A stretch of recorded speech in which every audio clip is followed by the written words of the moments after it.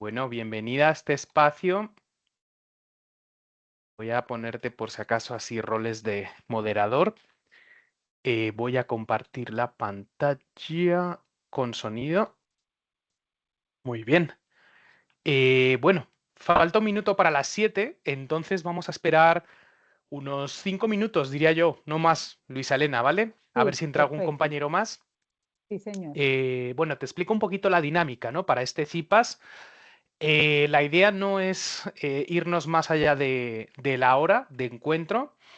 Yo he traído unos recursos audiovisuales que, digamos, nos van a dar refuerzo en ciertos elementos que hemos venido trabajando en transformaciones culturales, veíamos en la segunda web conference, un poquito atropellados porque hay mucho material, pero también esas innovaciones científicas de la época moderna y sobre todo las divisiones o tensiones religiosas también en la Edad Moderna. ¿Sí? Entonces he traído unos recursos en ciertos temas muy, muy claves, van a ser la base y la segunda parte va a ser propiamente algunas preguntas que ya habíamos dilucidado, que no nos dieron tiempo de revisar en la segunda web conference y que creo que estarían pues muy bien, espero que entren más compañeros, que las podamos debatir, ¿no? Dentro Sí, señor. de nuestro escenario. Además, he intentado vincularlas muy directamente con cosas de la actualidad para que veamos que esto de la época moderna pues tiene todavía sus influencias, ¿no? En nuestra cotidianidad y en nuestra realidad del 2025 hay muchas cosas todavía presentes, algunas que evidentemente cambian de contexto, pero no de fondo. Entonces, un poco la idea es que dialoguemos, comentemos nuestras opiniones, que ustedes puedan intervenir, para eso son las SIPAs. Pero bueno, como digo, vamos a dar unos minutos a ver si ingresa algún compañero o compañera más. Y bueno, pues ahí arrancaríamos, iniciaríamos. Entonces, yo voy a estar por aquí, todavía pendiente, voy a sacar mi iPad para tomar notas, porque siempre me gusta tomar notas en estos espacios, y a las 7:05 arrancaríamos. Sí, ¿Vale, Luisa señor. Elena? Claro que sí. ¿Listo? Bueno. Bueno, gracias.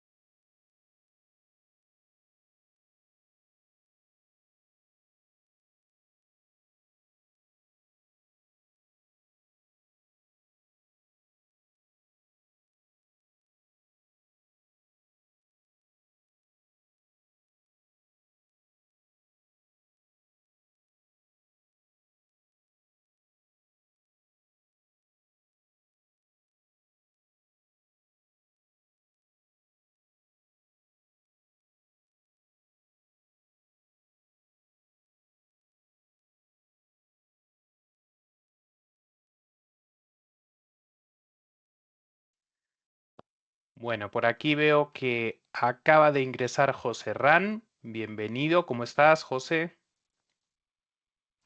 Profe, buenas noches, pláceme saludarle. Quedo atento. Muy buenas noches. Bueno, yo creo que vamos a ir dando inicio. Estábamos esperando a ver si se conectaba algún compañero más. Es probable que alguno más pues se vaya conectando, ¿no? En estos primeros minutos, pero un poco por deferencia del tiempo, ¿no? También de ustedes, pues vamos a dar arranque a este espacio de CIPAS, ¿sí? CIPA número 2, que va atada también a nuestro resultado de aprendizaje número 2, que es una derivación también de la segunda web conferencia, donde vimos mucha información, vimos muchos temas de forma un poco general, pero intentamos resumir los principales elementos en torno a los desarrollos culturales de la Edad Moderna, las innovaciones científicas que también ocurren en la época moderna y sobre todo las tensiones también religiosas, toda la reforma, contrarreforma que adelantamos un poquito en esa segunda web conferencia. Como saben, las CIPAs, en este caso, lo que buscan, lo que pretenden un poco, es que interactuemos y sobre todo que ustedes sean un poco los protagonistas. No obstante, yo pues he organizado un poquito este escenario en torno a lo siguiente. Por un lado, me gustaría que viésemos algunos videos, ¿sí? Que resumen también y nos van a dar pie a tener fresco un poco las características, los principios, cosas que también habíamos visto en la segunda webconferencia en torno al humanismo, con algunos ejemplos, también un poco el Renacimiento, la parte del barroco y la ilustración, ¿sí? De hecho, tenemos también un video sobre la reforma y contrarreforma. Entonces vamos a tener ahí como unos videos. Yo voy a ir parando algunas cosas, voy a ir puntualizando algunas cosas y de estos recursos, pues vamos a generar un debate. Yo he traído en torno como a 5 temas con preguntas que tienen que ver sobre esas características, pero que están también reflejadas en nuestra actualidad y en nuestra realidad, ¿sí? En la webconferencia las pasé un poquito por encima porque ya no teníamos tiempo, entonces mi idea era retomarlas hoy en esta CIPAS para que con Luisa Lena, con José Ran y algún otro compañero que ojalá pues también se conecte, podamos comentar, podamos debatir y podamos dialogar, que ustedes tengan esa voz, ¿sí? Además, porque seguramente ustedes ya han manejado las fuentes de información de esta fase, vamos a ver los videos, entonces tener algunos conceptos y elementos también de la web conference que tuvimos para responder a esas preguntas, ¿sí? Entonces, sin más dilación, para que no nos lleve tampoco demasiado tiempo, vamos a ir viendo un poco, pues, esos recursos, ¿no? Lo primero que tenemos que tener en cuenta es o son esas transformaciones culturales. En este sentido, les he traído un recurso que además me gusta mucho porque es de Televisión Española y es un documental, una serie de documentales titulada Los Pilares del Tiempo.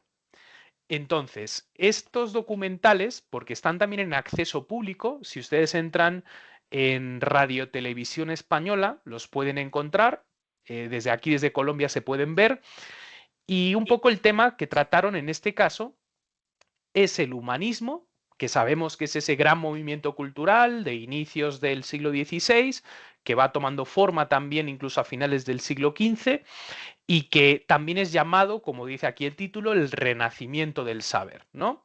Doy por aquí la bienvenida a Gisela, que se acaba de incorporar con nosotros. Un segundito, Gisela, que te doy también roles de moderador. Entonces, vamos a ver este pequeño video porque también nos va a hablar algunos temas del renacimiento. Ellos siempre intentan establecer el contacto del pasado y de estos movimientos culturales con edificios y arquitecturas también que han perdurado en el tiempo. Entonces, los edificios muchas veces explican también muchas cosas culturales. Entonces, vamos a ver un poquito esa relación entre edificios. Vamos a ver técnicamente el Pardo, que es un palacio también renacentista, y cómo se construye, por qué se construye y qué relación tiene también con el humanismo, qué le rodea a este palacio, ¿no? Del Pardo, que ojo, ha sido residencia oficial de presidentes del gobierno, incluso también de la dictadura con el general Franco, o sea, es un edificio bastante importante también dentro de la historia española, ¿sí? Entonces vamos a ir descubriendo un poquito a través del video. Me confirman, por favor, si pueden escucharlo. ¿Sí se oye? Muy poca gente sabe que el Palacio del Sí, Pardo... profe. Vale, voy a poner un poquito más alto que yo casi no escucho. Ya estoy viejito ya. Entonces, bueno, vieron un poco el contexto del Palacio del Pardo, ¿no? Parece que está como en el campo rural, pero ojo, porque eso está muy cerquita de Madrid, ¿sí? O sea, es un bosque, lo vamos a ver, y está muy cerquita de la capital. Y eso tiene su razón de ser también en el siglo XVI y también en el Renacimiento, ¿no? Español. Fue hace siglos un palacio renacentista. Y uno de los favoritos de los reyes, sobre todo desde que Felipe II traslada la capital del reino a Madrid. Fue su padre, Carlos V, quien manda construir este palacio sobre los restos de un alcázar medieval. Exactamente sobre un histórico cazadero real que se encuentra en uno de los bosques mejor conservados de Europa, el Monte del Pardo. En realidad es una metáfora perfecta de lo que supuso el Renacimiento frente a la Edad Media. Por eso lo llenaron de cuadros y de tapices realizados por los más afamados pintores cortesanos. Y los vamos a ver ahora de cerca. Bueno, aquí ya tenemos una idea importante, y es que la realeza en Europa, no solo la hispánica, esto también lo podemos ver en Francia, lo podemos ver en el Sacro Imperio Romano Germánico, incluso en Inglaterra, quiere rodearse de cultura, quiere rodearse de obras artísticas, ¿sí?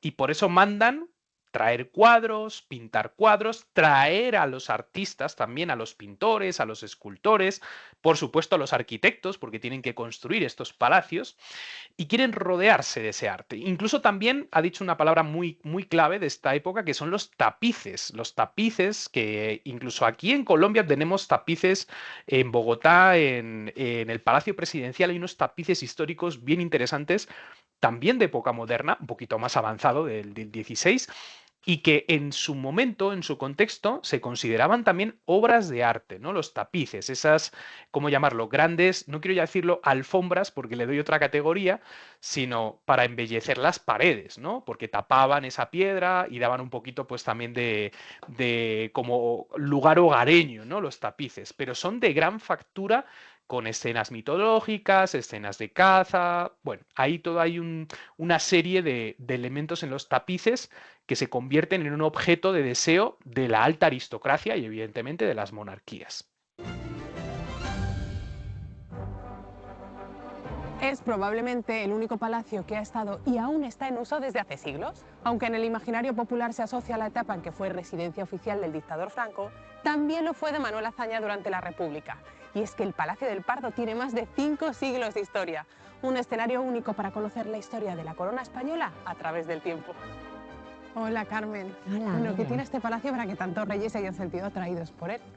Pues es uno de los palacios más interesantes que conserva Patrimonio Nacional y desde luego visita obligada para todo amante de la arquitectura y del arte del Renacimiento, porque en él se encierra uno de los grandes tesoros del lenguaje miguelangelesco y de una vuelta a la antigüedad clásica, que es los frescos de Gaspar Becerra en el Torreón de la Reina. Pues entramos. Sí, vas a hacer una entrada triunfal en este Palacio del Pardo.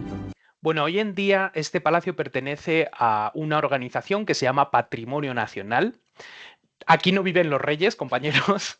Tampoco viven en el Palacio Real, que es el palacio que está ya dentro de Madrid y que todo el mundo seguramente que haya ido a Madrid lo ha visitado, porque es el palacio más grande de Europa monárquico, pero los reyes no viven ahí, ¿sí?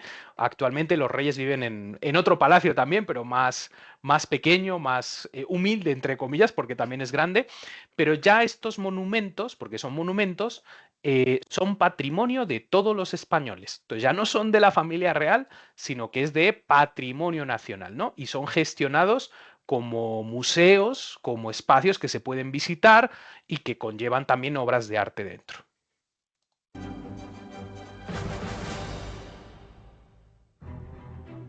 Las primeras menciones a El Pardo como real sitio de montería se remontan a tiempos de Alfonso XI. Desde entonces, siempre ha existido, enclavado en este ecosistema de monte mediterráneo, un pabellón de caza. Originalmente, y esto viene de la Edad Media, pues era un lugar donde los reyes, sí, los nobles, iban a cazar. Entonces necesitaban, evidentemente, pues tener sus habitaciones, tener su vida privada, pero sobre todo con vocación a tener un bosque cerca, con animales, evidentemente, e ir de cacería. Eso viene desde la Edad Media y evidentemente, ojo, el siglo XVI no es ajeno a ello, ni el siglo XVII, ni el siglo XVIII. Una de las grandes aficiones de los reyes en cualquier monarquía europea era cazar. De hecho, por ejemplo, Felipe III o incluso Felipe IV, muchas veces dejaban el gobierno, pese a que hablemos de sistemas absolutistas, porque Felipe IV está dentro de ese movimiento absolutista de monarcas, dejaban su gobierno tácitamente a figuras de personas llamadas los validos. Entonces, por ejemplo, tenemos el conde duque de Olivares, que es el gran valido de Felipe IV, o incluso el duque de Lerma, que del padre de Felipe IV, Felipe III, también fue su valido. Y eran las personas que realmente gobernaban tácitamente. Entonces, los monarcas, pese a tener todo el poder, llamados absolutistas, pues no gobernaban realmente. Se dedicaban a la caza, el arte, el ocio, ¿no? Eso es muy, muy típico de los bajos Austrias que se llaman, que son Felipe III, Felipe IV, incluso Carlos II. Lo que pasa es que Carlos II tiene una historia también ya un poco genética, con temas de enfermedades también, pero es el mismo vínculo, ¿no? De hecho, ahí tenemos el Marqués de Oropesa y hay otros válidos también con Carlos II. Entonces, claro, se pone al monarca pues dentro de un escenario de ocio, como digo, de caza, de divertirse, de banquetes, de mujeres también, amantes, y pues ese es el contexto que desde la Edad Media, en ese sinónimo de cacería, pues tiene también el pardo. Y sobre esa construcción medieval, Carlos V mandó construir el palacio renacentista que hoy vamos a descubrir y que conforma toda la mitad oeste del palacio actual. Si lo seccionamos, el palacio de Carlos V se presentaría así, como un alcázar con la estructura característica de las construcciones de los austriacos. Alcázar es sinónimo de castillo. La palabra alcázar viene del árabe. ¿Sí? Es una influencia árabe de esa conquista árabe que tuvo la península ibérica y que los reyes castellanos, cristianos y aragoneses también, pues toman también para hacer sus edificios. Entonces, por eso hablamos del alcázar, porque ese cuadradito pues tiene forma de castillo, ¿no? Muy compacto, muros muy gruesos, entonces pensaríamos que es como un lugar defensivo. Pero el nombre de alcázar empieza también a derivarse a, digamos, elementos de palacio, ¿sí? Y elementos de residencia. Ya en el siglo XVI no tiene ese elemento como tal defensivo porque ya la península ibérica en el siglo XVI está completamente reconquistada, vamos a decirlo así, por reinos cristianos. Pero pervive ese concepto de alcázar. De hecho, tenemos el Alcázar de Toledo, que es muy famoso, y tenemos también el Alcázar de Segovia, sí, que es más antiguo, pero también muy conocido. Pero tienen ya forma, aunque sí tienen algunos en su esencia defensiva, se convierte más como en una especie eso, de palacio residencial. Partiendo desde su fachada principal, la que hoy da al oeste, la que aún se conserva, el palacio tendría base cuadrada, con torreones en sus 4 esquinas y patio central porticado, un esquema similar al del Alcázar de Toledo. Será Carlos III, 2 siglos después, el que encargue a Sabatini la ampliación del palacio. El arquitecto siciliano duplicó el antiguo alcázar hacia el este, añadió el patio central y el patio de los Borbones, en torno al cual surgieron nuevos salones, aposentos y comedores, hasta completar la residencia real tal y como ha llegado a nuestros días. Volamos de nuevo hasta la puerta conocida como de Carlos V, la actual entrada de visitantes de El Pardo, palacio que desde 1983 es la residencia oficial de los jefes de Estado que visitan Madrid. O sea, cuando Gustavo Petro visita España, lo alojan en este palacio, para que lo conozcan, ¿sí? Esta es la fachada lateral del Palacio del Pardo, que en tiempos de Carlos V era la entrada principal del palacio renacentista que mandó construir. Aún conserva la portada de piedra del siglo XVI con la inscripción original del emperador. Un palacio que probablemente jamás llegase a habitar.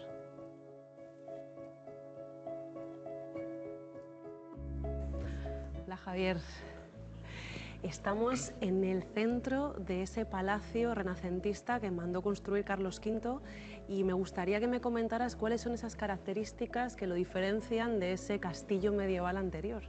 Bueno, varias cosas aquí para que observemos. La primera de ellas son estos arcos que son muy típicos de la época renacentista. tienen un nombre, pero yo no recuerdo, que son demasiado abiertos, como demasiado amplios. Estos arcos son muy característicos de época renacentista y no sé si ven al fondo los famosos tapices que hablábamos al principio. Entonces también fíjense que está adornado con esos grandes tapices también de época, ¿no? Y pues esto está hoy en día, 2025, evidentemente han tapado el techo, ¿no? Para una mejor conservación, pero pese a tener reformas posteriores, porque recuerden que primero se construye sobre la base de un palacio medieval, ¿sí? Se desarrolla en forma renacentista, y no sé si escucharon que Carlos III, que es ya un Borbón, un rey Borbón del siglo XVIII, llama a Sabatini para ampliarlo, ¿sí? Entonces, sobre lo renacentista de la época de Carlos V, pues 300 años después, casi, tenemos una reforma. Entonces esos palacios van teniendo como diferentes estilos, porque por ejemplo estas esquinas que ven aquí, esto ya es de un orden neoclásico, esto no es renacentista. O sea, renacentistas son estas columnas y la forma, incluso los canecillos de madera, que son muy típicos también del siglo XVI, pero pues se le van añadiendo cosas y estilos. Es un poco como las catedrales. Las catedrales empiezan siendo de un estilo en la Edad Media, puede ser románico y terminan siendo gótico 200 años después, porque también va evolucionando un poquito el arte. Carlos V se apoyó en lo que eran las ruinas de lo que era esa construcción medieval que iniciaron Enrique III y Enrique IV, y sobre ello encargó la construcción de lo que es un alcázar, el Alcázar de los Austrias, trayendo lo que son los gustos de Europa, de lo que es el Renacimiento, de lo que son los tratados de arquitectura italianos, y de alguna manera a intentar pues embellecer lo que son sus residencias, ¿no? Me comentabas que este palacio se asienta sobre las trazas o sobre las ruinas de ese castillo medieval, y creo que hay también un vestigio, ¿no?, de esa construcción medieval. No sé si podemos verla. Claro que sí. Vamos a verlo.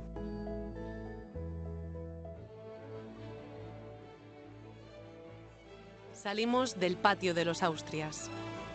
A ambos lados del mismo, dos galerías de arcos rebajados conducen a otras dos escaleras principales, una para uso del rey y otra para la reina, lo que facilitaba, de ese modo, que quedaran separadas las estancias de los monarcas.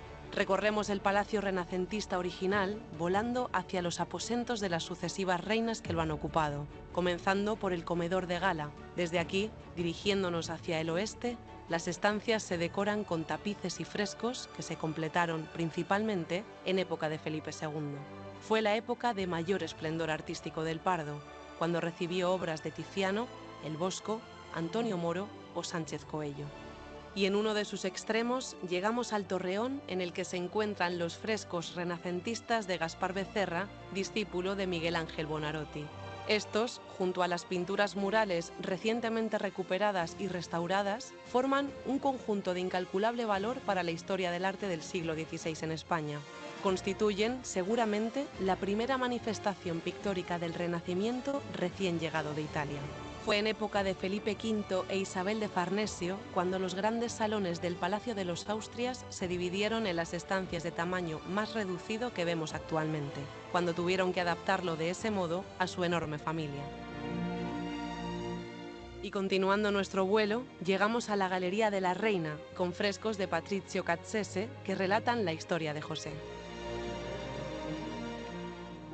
O sea, recuerden sobre todo que en época de Carlos V hereda también territorios en la península itálica, sobre todo en el sur. Hablamos de Cerdeña, hablamos de Sicilia, hablamos de Nápoles, de lo que es el final de la bota, ¿sí?, de la península itálica, pero también de Milán. Sí, Milán perteneció a la corona, a la monarquía española durante muchos años, y evidentemente pues esa aproximación que también tiene el emperador, en este caso en Italia, pues se trae muchas cosas también a España, ¿no? Carlos V es un rey itinerante, ¿sí? Hasta Felipe II no vamos a tener como la base de una capital, primero en Valladolid, después en Madrid. Entonces Carlos V, evidentemente, al viajar por todos sus territorios, pues traía también a los mejores artistas y los iba dejando en diferentes lugares para generar diferentes arquitecturas, obras y desarrollo también en lugares donde él podía residir o podía estar. Estamos en la Galería de la Reina. Felipe III hace una campaña muy importante de reconstrucción de las decoraciones y esta es una de las salas donde todavía se conserva esa decoración. Es muy importante esos programas iconográficos porque lo que se trata es de exaltar el poder real. La manera de distribuir las escenas recuerda lo que es la pintura del humanismo manierista a base de cuadraturas arquitectónicas que nos meten en ese mundo del siglo XVI.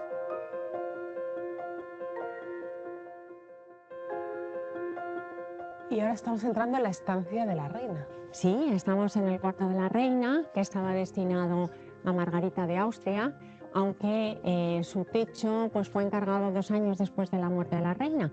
En 1613 se encarga Jerónimo Cabrera, que es uno de los pintores que trabaja para Felipe III, y hay un programa iconográfico que es el más idóneo que podía ser para una reina, porque se cuenta la historia de la reina judía de Esther, que fue ella la que con sus virtudes y su prudencia pues consiguió que no se exterminara al pueblo judío.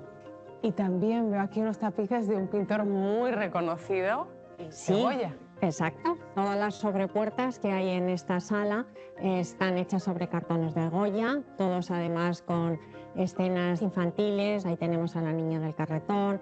Bueno, Goya lo tenemos que ubicar ya a finales del siglo XVIII, ¿sí? Casi diría incluso principios también del XIX, con, digamos, otro estilo también, digamos, pictórico o artístico que tendrá su reconocimiento, ¿no? Entonces, hoy en día poseer un cuadro de Goya, pues son palabras mayores en el ámbito del arte, ¿no? Y evidentemente los palacios, pues Goya era un pintor de corte. Hay pues los famosos cuadros de la familia de Carlos IV, donde está todos sus hijos, parte de la historia de España está en ese cuadro, futuro Fernando VII, etcétera, etcétera, Carlos María Isidro, que vendrán las guerras carlistas también, y también tiene escenas, digamos, más naturalistas de la vida cotidiana en España, ¿no? Entonces tiene grabados, tiene muchas pinturas, tiene tapices, como podemos ver, y Goya pues cambió un poco el arte pictórico, que pasaba ya un poco de ese arte finales del barroco, allá también un arte del neoclásico, ¿no? Incluso superando también al rococó, ¿no? Del siglo XVIII. Entonces, por eso tienen también dentro de Patrimonio Nacional, pues muchas obras de Goya, ¿no?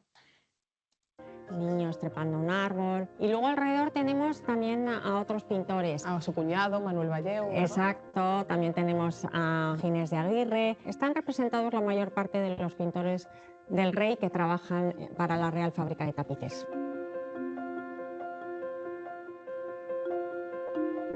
Estamos en el Torreón de la Reina, también llamado en los inventarios como aposento de la camarera mayor de la reina. Es una sala única. Esta es el único vestigio de pinturas murales que queda de la época de Felipe II. Está pintada por Gaspar Becerra, que es el introductor de las formas miguelangelescas en España. El programa iconográfico es muy interesante porque puede parangonarse con Felipe II, ¿no? Perseo como vencedor de monstruos que era Medusa y salvador de doncellas como era Andrómeda, pues puede... Fíjense el impacto, ¿no? De la mitología clásica dentro del arte, ¿no? O sea, pasamos, ¿no? en ese tránsito de lo exclusivamente católico, litúrgico, ¿sí? De que también, ¿no? Sigue habiendo, ¿no? Obras de Jesús, de la Biblia, de las historias bíblicas, pero también empiezan a verse esas otras historias mitológicas de la antigüedad, de la época clásica, como podemos ver ahí, por ejemplo, el mito de Perseo, ¿no? Y Medusa, ¿no? Que lo conocemos todos. Entonces, eso se empieza a incorporar también y los reyes gustan también de esos nuevos temas artísticos. Parangonarse con esa lucha contra la herejía luterana. Hay que pensar que toda la sala estaba decorada con pinturas murales, pero estaban en muy mal estado de conservación y al final, en el 18, pues con ese gusto dieciochesco se cambió totalmente la decoración y por tanto se perdió todo el resto de esa fábula mitológica basada en las historias de Perseo. Entonces, en los balcones tenemos este balcón sur, este estaba totalmente escondido y por eso conserva de forma tan increíble la pintura mural. Aquí tenemos, por ejemplo, la representación de una gallina de Guinea. Ahí hay unos pavos americanos. Exacto, que serían la primera representación de pavos americanos en la península ibérica. Son la llegada a América también trae nuevas formas a Europa, ¿no? Entonces, fíjense que esas representaciones de animales pues se dan dentro también de ese contexto un poco de exploración, de descubrimiento, si lo queremos llamar así, por parte de los europeos. Y también llega hacia el imaginario europeo de los artistas, ¿no? América, como dijimos también en la webconferencia, catapulta la imaginación de los europeos y cambia también la mentalidad de los europeos. Un hecho bastante increíble, estamos hablando de pinturas de los años 60 del siglo XVI. Y luego también un guacamayo, fíjate el guacamayo, qué bello. La verdad que fue un Eso es de aquí, el guacamayo, eso no existe en Europa, ¿sí? Entonces fíjense cómo se apropian de esa naturaleza también de América que llega, evidentemente, pues también trae guacamayos, ¿no? En los barcos, pero también desde la literatura, desde los escritos y desde esa visión, ¿no? De estas nuevas aves. descubrimiento muy singular que para nosotros pues, fue una gran alegría conseguir la recuperación de esta sala tal y como debió estar en el siglo XVI, en ese lenguaje. Bueno, vamos a dejarlo aquí. Pueden encontrar en YouTube el resto de documentales si les ha gustado. Vamos a pasar al siguiente tema también, muy rápidamente, 8 minutos, el barroco. Recuerden que después del Renacimiento inicia un nuevo estilo artístico, que es el llamado barroco, que tiene unas características un poco en oposición al Renacimiento. Vamos a ver que cambian muchas cosas. Entonces vamos a escuchar con atención.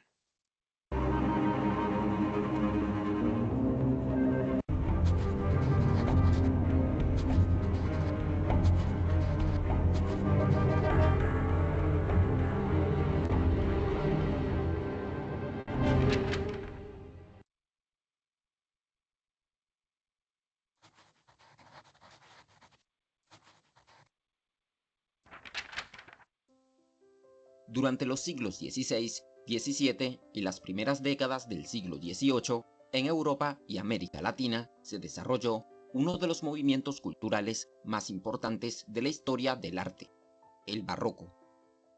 El barroco fue un movimiento artístico y cultural que buscaba reconciliar los ideales artísticos del Renacimiento con el resurgimiento religioso del siglo XVI. Como estilo artístico, hacía énfasis en la majestuosidad, el poder y el movimiento. El barroco se originó a finales del siglo XVI, en medio de una época marcada por las reformas religiosas, las guerras y los gobiernos absolutistas. Este estilo dio sus primeros pasos en las ciudades italianas, y desde allí, poco a poco, se fue expandiendo por toda Europa y América Latina.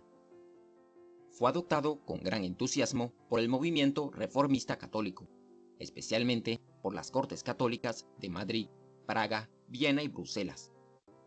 El barroco fue utilizado por los reformistas católicos como un medio para difundir sus ideas, en medio de una época marcada por los constantes debates religiosos y el surgimiento de la Reforma Protestante. Una de las principales características del barroco fue la convivencia entre la razón y el espíritu. Y es que las obras barrocas comúnmente intentaban conectar las ideas racionales con los ideales espirituales. Por ejemplo, buscaban mezclar lo espiritual con la ostentación material, el naturalismo con lo artificial y lo real con lo ilusorio. Otra de las características del barroco fue que todas sus obras estaban orientadas a impactar a los espectadores. Estas intentaban cautivar los sentidos, provocar las emociones y generar efectos de sorpresa en cada una de las personas que las observaban. También el arte barroco se caracterizó por la pérdida de límites entre las artes. Muchos artistas del barroco deseaban eliminar las barreras entre la pintura, la escultura y la arquitectura. Bueno, no sé si pueden ver aquí, esta es una imagen creo que es de la Fontana de Trevi, en Roma, y pues digamos que tenemos la arquitectura, pero realmente la fuente es una escultura, ¿sí? Pese a que tenga toda la fachada detrás y sea como el pórtico, ¿no?, de un edificio, si se dan cuenta está lleno de esculturas. Entonces, ¿dónde está el límite? ¿Sí? Es ahí lo que nos quiere decir. ¿Esto sería escultura? ¿Sería arquitectura? Pintura como tal, no, porque no tenemos pinturas aquí, se estropearían. Pero el límite entre la escultura y la arquitectura, pues es difícil de decir, ¿no? Si esto es más un edificio o realmente es una gran escultura con muchas esculturas, ¿no? Arquitectura. Así que buscaron fusionar estas tres expresiones artísticas en una misma obra. El barroco, además, se caracterizó por su interés por temas relacionados con el engaño de los sentidos, lo pasajero de la vida como sueño, la muerte y las experiencias espirituales intensas. Y por último, el movimiento barroco se distinguió por su estrecha relación con la Iglesia Católica y la monarquía, pues sus obras de arte se utilizaban para expresar ideas relacionadas con el pensamiento católico cristiano y para exaltar la figura del rey. Las pinturas del estilo barroco eran conocidas por sus efectos dramáticos que despertaban emociones. Este estilo lo podemos observar en las obras del artista Pedro Pablo Rubens. Él fue un prolífico pintor y una figura crucial para la expansión del barroco desde Italia hacia otras partes de Europa. Sus obras de arte eran capaces de expresar emociones intensas, gracias a su representación del movimiento, el uso dramático de la luz y la sombra y la utilización de ricos pigmentos. Otro destacado representante de la pintura barroca fue el artista español Diego Velázquez. Él es considerado uno de los pintores más grandes de la historia del arte universal. Velázquez dedicó gran parte de su vida a realizar retratos del rey y de su familia, y a decorar las residencias y estancias reales. Sus obras destacaban por su gran variedad de pinceladas y por los sutiles equilibrios de color que dotaban a sus pinturas de unas formas, texturas y luces únicas en su época. Por otro lado, la arquitectura barroca sobresalió por su majestuosidad, poder y grandeza. Las iglesias y los palacios fueron las obras más importantes de la arquitectura barroca. Bueno, no sé si pueden ver en esta imagen una típica fachada barroca. ¿Por qué sabemos que es barroca? Primero porque tiene las curvas que lo diferencian del Renacimiento, que es más cuadriculado, triangular. Entonces aquí la fachada como que genera cierto movimiento. No sé si pueden ver esta línea del frontón, ¿sí? De la parte de arriba, que no es recta, sino que se va metiendo y saliendo, ¿sí? No sé si llegan a verlo, ¿sí? Aquí sale, aquí se mete, aquí sale, aquí se mete. Entonces eso es muy típico del barroco, ¿no? Al igual que, fíjense también, este movimiento dentro de una línea que debería de ser pues recta para el Renacimiento. El barroco lo que hace es movilizar las líneas. De hecho, esta arquitectura de esta iglesia, diría que todavía hay otras arquitecturas barrocas muchísimo más fluidas y que incluso con movimiento ya no son incluso paredes rectas, sino que son cóncavas, por ejemplo, que generan mayor sensación de movimiento, ¿no? Recuerden que el movimiento es una de las características representativas del barroco, ¿no? Y este es un barroco, todavía diría, con un poco de mezcla, ¿no? Del Renacimiento, ¿no? No es un barroco, digamos, pleno, pero ya podemos ver algunos elementos, como vemos aquí, de movimiento, de recargar un poco las esculturas también dentro de las fachadas. Entonces, eso lo empieza a diferenciar un poco del Renacimiento. Las obras arquitectónicas eran magníficas y estaban lujosamente detalladas, pues a través de ellas los reyes y los príncipes buscaban reflejar su poder. Uno de los arquitectos más importantes del barroco fue Gian Lorenzo Bernini. Él terminó la Basílica de San Pedro en el Vaticano y diseñó la enorme columnata que encierra la plaza frente a la basílica. Sus obras estuvieron marcadas por su exuberancia, profusión y efectos dramáticos. Pero Bernini no solo fue un sobresaliente arquitecto, sino también un magnífico escultor. Una de sus esculturas más famosas fue el Éxtasis de Santa Teresa. Bueno, esto lo vimos en la web conference, aquí lo tenemos desde otro plano. Fíjense la capacidad, esto es piedra, es mármol, ¿sí? Esto no es plastilina. Entonces, para poder tallar esa cantidad de curvas, de recovecos, y cómo la luz juega con ¿sí? Lo oscuro con la luz. Eso le da como mayor dramatismo, aparte que es la escena donde se supone que un ángel, ¿sí? Impacta con su flecha en Santa Teresa de Jesús, que bueno, ahí no se ve, pero el rostro pues es de éxtasis, ¿no? Pues se llama el éxtasis de Santa Teresa. Entonces todo es provocar al espectador que lo ve. Si ustedes pueden ver esta escultura en vivo, no les va a dejar, no les va a dejar indiferentes. Va a generar emociones, van a generar sensaciones, y la escultura es puro movimiento, pese a estar hecha en piedra que no se mueve, ¿sí?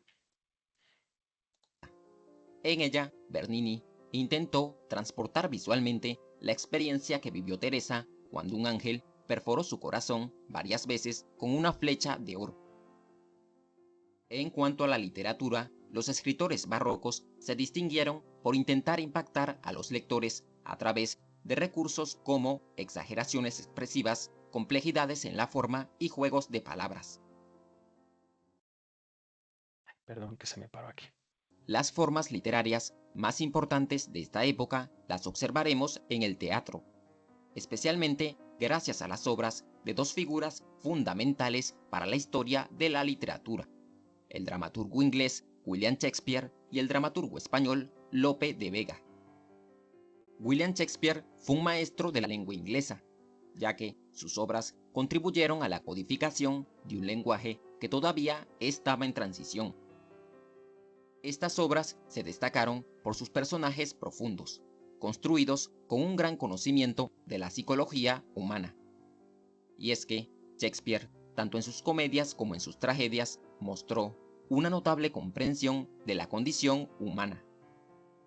Por su parte, Lope de Vega fue uno de los escritores más prolíficos de la literatura universal. A lo largo de su vida, escribió alrededor de 1500 obras, y muchas de estas aún sobreviven hoy en día. Sus trabajos se caracterizaron por ser ingeniosos, encantadores, realistas y estar llenos de acción.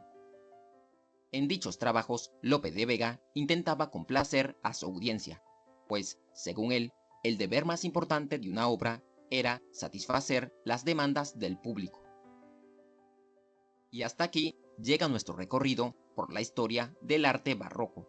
Bueno, dejamos aquí con el Fénix de los Ingenios, Lope de Vega, uno de los grandes del teatro, ¿no? Luego hay otros escritores también previos, como por ejemplo Miguel de Cervantes, tenemos a Quevedo, tenemos a Garcilaso de la Vega. O sea, es un poco el siglo XVII, no tanto Miguel de Cervantes, pero los otros ya que están en el siglo XVII, lo que se llama el siglo de oro de España, pero por la capacidad de generar obras de la escritura de los escritores que fueron universales. O sea, son autores reconocidos universalmente, digamos, en la parte pues, del barroco, ¿no? Y tenemos un tercer video, ya con este vamos a cerrar, que es ya para enmarcarnos. Nos vamos hasta el siglo XVIII, vamos haciendo así como un recorrido por los siglos, y vamos a ver un poquito desde finales del 17 y sobre todo en el 18, pues ese movimiento de la Ilustración, ¿no? Que fue como el gran movimiento cultural de impacto al que debemos mucho de lo que somos ahora, para bien y para no tan bien, pero somos herederos realmente todos los que estamos aquí en este momento de la Ilustración, del siglo de las luces. Bueno, a ver qué nos deje Antes, dale a like con ganas para enviarte fuerzas para aprender y suscríbete al canal. La Ilustración, o Edad de la Razón, es un periodo de la historia de Europa donde surgieron importantes cambios, tanto en el aspecto intelectual como en el cultural. Comprende desde la mitad del siglo XVIII hasta principios del siglo XIX. La visión que se tenía del mundo cambió a partir de la Ilustración. Surgieron nuevas ideas en relación con Dios, la naturaleza y la humanidad, y se fueron difundiendo ampliamente por todo el mundo occidental. El principal elemento del movimiento ilustrado es el uso de la razón para poder comprender de una mejor manera el universo, así como todo el entorno que nos rodea. Se plantearon nuevos objetivos. Hay una cosa muy, muy interesante, ¿no?, con los movimientos, y es que cada vez que surge un nuevo movimiento cultural, es un poco en oposición al anterior.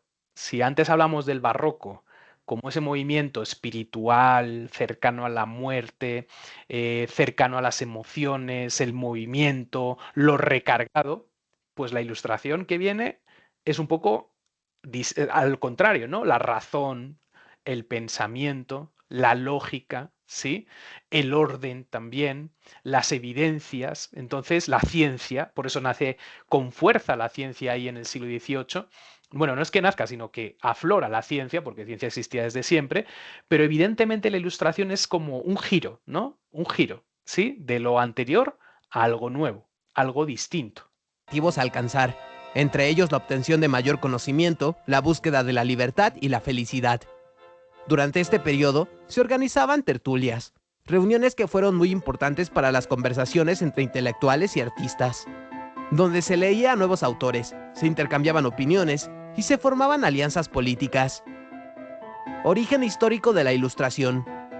Los orígenes de la Ilustración se remontan al siglo XVII, pues en 1686 se publicó Principia Mathematica, de Isaac Newton, y 3 años después vio la luz el texto titulado Ensayos sobre el entendimiento humano, de John Locke, en 1689.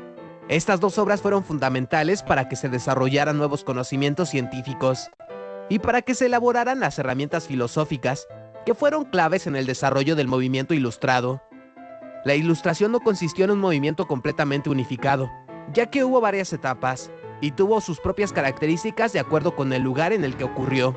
Así que hay diferencias entre la Ilustración francesa, la escocesa o la alemana, por mencionar algunos ejemplos de lugares en donde se desarrolló este movimiento. Características de la Ilustración. La idea principal en la que se basó la Ilustración es que la razón debía considerarse como la principal fuente de autoridad. El movimiento defendió los ideales de la libertad, progreso, tolerancia y especialmente, se buscó que se separara a la Iglesia del Estado. Se pretendía que la sociedad dejara de guiarse por la fe y por la doctrina que había impuesto la religión católica, y que comenzara a guiarse por un orden basado en la ciencia, las leyes de la naturaleza y la observación. Una de las corrientes de la Ilustración, que se consideraba radical, defendía la democracia, las libertades individuales y buscaba que se terminara tajantemente con la autoridad de la religión. La Ilustración moderada quería más bien un cambio de poderes entre los sistemas tradicionales y la fe. A pesar de las diferencias entre las corrientes ilustradas y entre los lugares en que el movimiento se llevó a cabo, todos comparten el hecho de que la ciencia adquirió un papel muy relevante en el pensamiento que existió durante este periodo. Gracias a la Ilustración, se modernizó la política occidental y se pudieron crear los sistemas democráticos modernos, pues se disminuyó el poder de la Iglesia y se promovió la separación del Estado y de la religión, planteando así derechos y libertades que antes no existían. Consecuencias de la Ilustración. Con la Ilustración se cuestionó duramente a las formas tradicionales de poder y se discutió que el gobierno podía ser más racional y constitucional, separado en 3 poderes: ejecutivo, legislativo y judicial. Un ejemplo de este cambio de pensamiento se presentó con la victoria de las colonias americanas, que ganaron su independencia en 1776, pues su gobierno de inmediato estableció la separación de estos 3 poderes. Para mediados del siglo XX, esta forma de gobernar ya se había extendido por gran parte del mundo. En la época de la Ilustración, también se impulsaron los derechos de los seres humanos como una meta fundamental para una sociedad más justa. Las organizaciones religiosas y políticas de periodos anteriores habían defendido una jerarquía en la que se basaba el sistema de gobierno. Esa jerarquía es el antiguo régimen, la sociedad estamental que viene desde el medievo. Entonces, fíjense el cambio radical a nivel social, ¿no? Por eso muchos de los trabajos que pude evaluar, pues se hablaba también de ese nacimiento y crecimiento de la burguesía, ¿no? En cuanto a influencia de poder, ¿no? No de volumen, sino de poquitos, pero que tienen bastante poder económico y que a través de ese poder económico pretenden transformar un poquito el juego de poderes y liberalizar, ¿sí? Y dividir ese poder de un monarca absolutista completamente ejecutor de la ley y de lo legislativo, a una división de poderes, que son las que conocemos hoy en día, evidentemente, entre el ejecutivo, legislativo y judicial, con representación democrática, muy limitada al principio, ojo con esto, no era una democracia plena, porque los burgueses decían, por ejemplo, solo pueden votar los que tengan tanta capacidad económica. Entonces, no era una democracia plena, aunque lo llamen democracias liberales. Eso ocurrirá a partir del siglo XIX y sobre todo ya entrando el siglo XX, ¿no? Que también es el gran siglo de las ideologías. Cuando se cuestionó a los gobiernos y a su supuesto derecho divino, todo cambió. Así que el Estado empezó a organizarse de una manera diferente. Diversos pensadores contribuyeron a establecer y clarificar los derechos fundamentales, como el derecho a la vida, a la libertad y a la propiedad. Todo esto permitió que se llegara a las constituciones que hoy rigen a muchos países. Las nuevas teorías científicas y los avances en todos los campos del conocimiento permitieron que se comprendiera la vida de otra manera, al igual que la naturaleza y el mundo. Las explicaciones religiosas fueron pasando a segundo plano, para dar lugar a explicaciones racionales sobre el funcionamiento del cuerpo humano y de todo lo que nos rodea. Esto dio pie a posteriores corrientes de pensamiento que ya no explicaron la realidad a partir de figuras divinas o deidades. Representantes de la Ilustración. Isaac Newton, 1643-1727. Científico inglés, responsable del descubrimiento de la fuerza de la gravedad, que explica cómo los cuerpos se atraen entre sí debido a su masa. René Descartes, 1596-1650. Era de los ilustrados modernos, y fue quien llegó al primer planteamiento del dualismo mente-cuerpo. Además, impulsó el método científico basado en la observación y en la experimentación. Es común que a este pensador francés se le mencione como el fundador de la filosofía moderna. Montesquieu, 1689-1755. Las importantes consecuencias del movimiento ilustrado en el ámbito de las teorías históricas y políticas se deben en mayor parte a Montesquieu, primer pensador francés de la Ilustración. Voltaire, 1694-1778. Fue defensor de la libertad de la religión, de la libertad de expresión y la separación de la Iglesia con el Estado. Fue conocido por ser un escritor versátil, pues produjo un conjunto de obras literarias, de teatro, poemas, novelas y ensayos. Adam Smith, 1723-1790. Conocido por ser pionero de la economía y una figura clave dentro de la Ilustración escocesa. Immanuel Kant, 1724-1804. Fue un filósofo alemán que intentó reconciliar el racionalismo con las creencias religiosas y las libertades individuales con la autoridad política. Su trabajo influyó en toda la filosofía europea, más allá de los inicios del siglo XX. Mary Wollstonecraft, 1759-1797. Esta pensadora ilustrada abogaba porque la sociedad se basara en la razón y porque las mujeres fueran tratadas como seres racionales, en igualdad de condiciones que los hombres. Thomas Hobbes, 1588-1679. Fue un importante filósofo inglés que escribió una obra titulada Leviatán, que resultó una influencia determinante para el pensamiento liberal europeo. Opinaba que el poder político siempre debía basarse en el consentimiento del pueblo.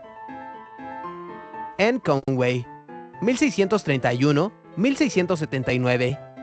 Fue una filósofa inglesa que escribió un texto llamado Principios de la más antigua y más moderna filosofía, obra en la que describe una metafísica única en la que el cuerpo y la mente se encuentran profundamente unidos. Antoine Lavoisier, 1743-1794. Era un químico francés que actualmente es considerado el padre de la química moderna y que tuvo un gran impacto tanto en la química como en la biología.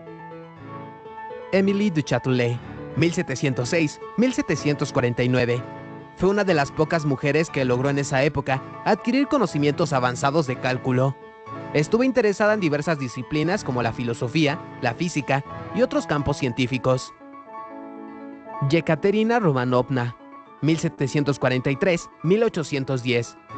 Fue una mujer noble rusa muy influyente, que tuvo gran peso en la Ilustración y que fue amiga muy cercana de la emperatriz Catalina la Grande. Fue la primera mujer en todo el mundo que dirigió una Academia Nacional de Ciencias. Olympe de Gouges, 1748-1793. Fue una dramaturga francesa que logró llegar a grandes audiencias de diferentes países con sus textos sobre los derechos de las mujeres. Durante su vida se comprometió con diversas causas políticas y se opuso a la esclavitud. Ya hemos llegado al final. Como ejercicio para ver si has comprendido bien el tema, deja en los comentarios un representante de la Ilustración. Bueno, hemos visto una serie, ¿no?, de filósofos, filósofas también. El papel de la mujer yo creo que es algo que todavía nos queda por redescubrir. Está en la historia, pero la tradición historiográfica todavía le falta pensar un poquito más en clave de género y redescubrir estas mujeres importantes para la historia que influyeron en muchos aspectos y que de alguna u otra manera hoy todavía están opacadas, ¿sí? Por llamarlo patriarcado, no sé cómo llamarlo, a nivel historiográfico, ¿sí? Entonces, bueno, ahí nos dejan una serie también de mujeres importantes en la época moderna y que hicieron historia también y que influyeron en lo que somos hoy en día, ¿Y ¿sí? cuál es la idea Vamos a principal de la pasar un poquito ilustración? para adelante. Bueno, no me voy a detener mucho, tenía otro video sobre temas religiosos en esas tensiones un poco de reforma y contrarreforma, pero bueno, algo hemos explicado porque me quiero ir directamente ya, compañeros, a estas preguntas que preparamos para que las podamos discutir teniendo como base lo que acabamos de ver, lo que acabamos de escuchar y lo que hemos leído, lo que hemos trabajado durante esta fase. Si quieren, podemos empezar un poco por la primera pregunta, que se centra en los temas de la razón, la ciencia y la verdad, pero en el siglo XXI. Sí, o sea, eso está muy ligado a esa ilustración, ¿no? Entonces vamos a ver la pregunta. Dice, ¿podemos afirmar hoy que la razón y la ciencia siguen siendo los principales motores del progreso?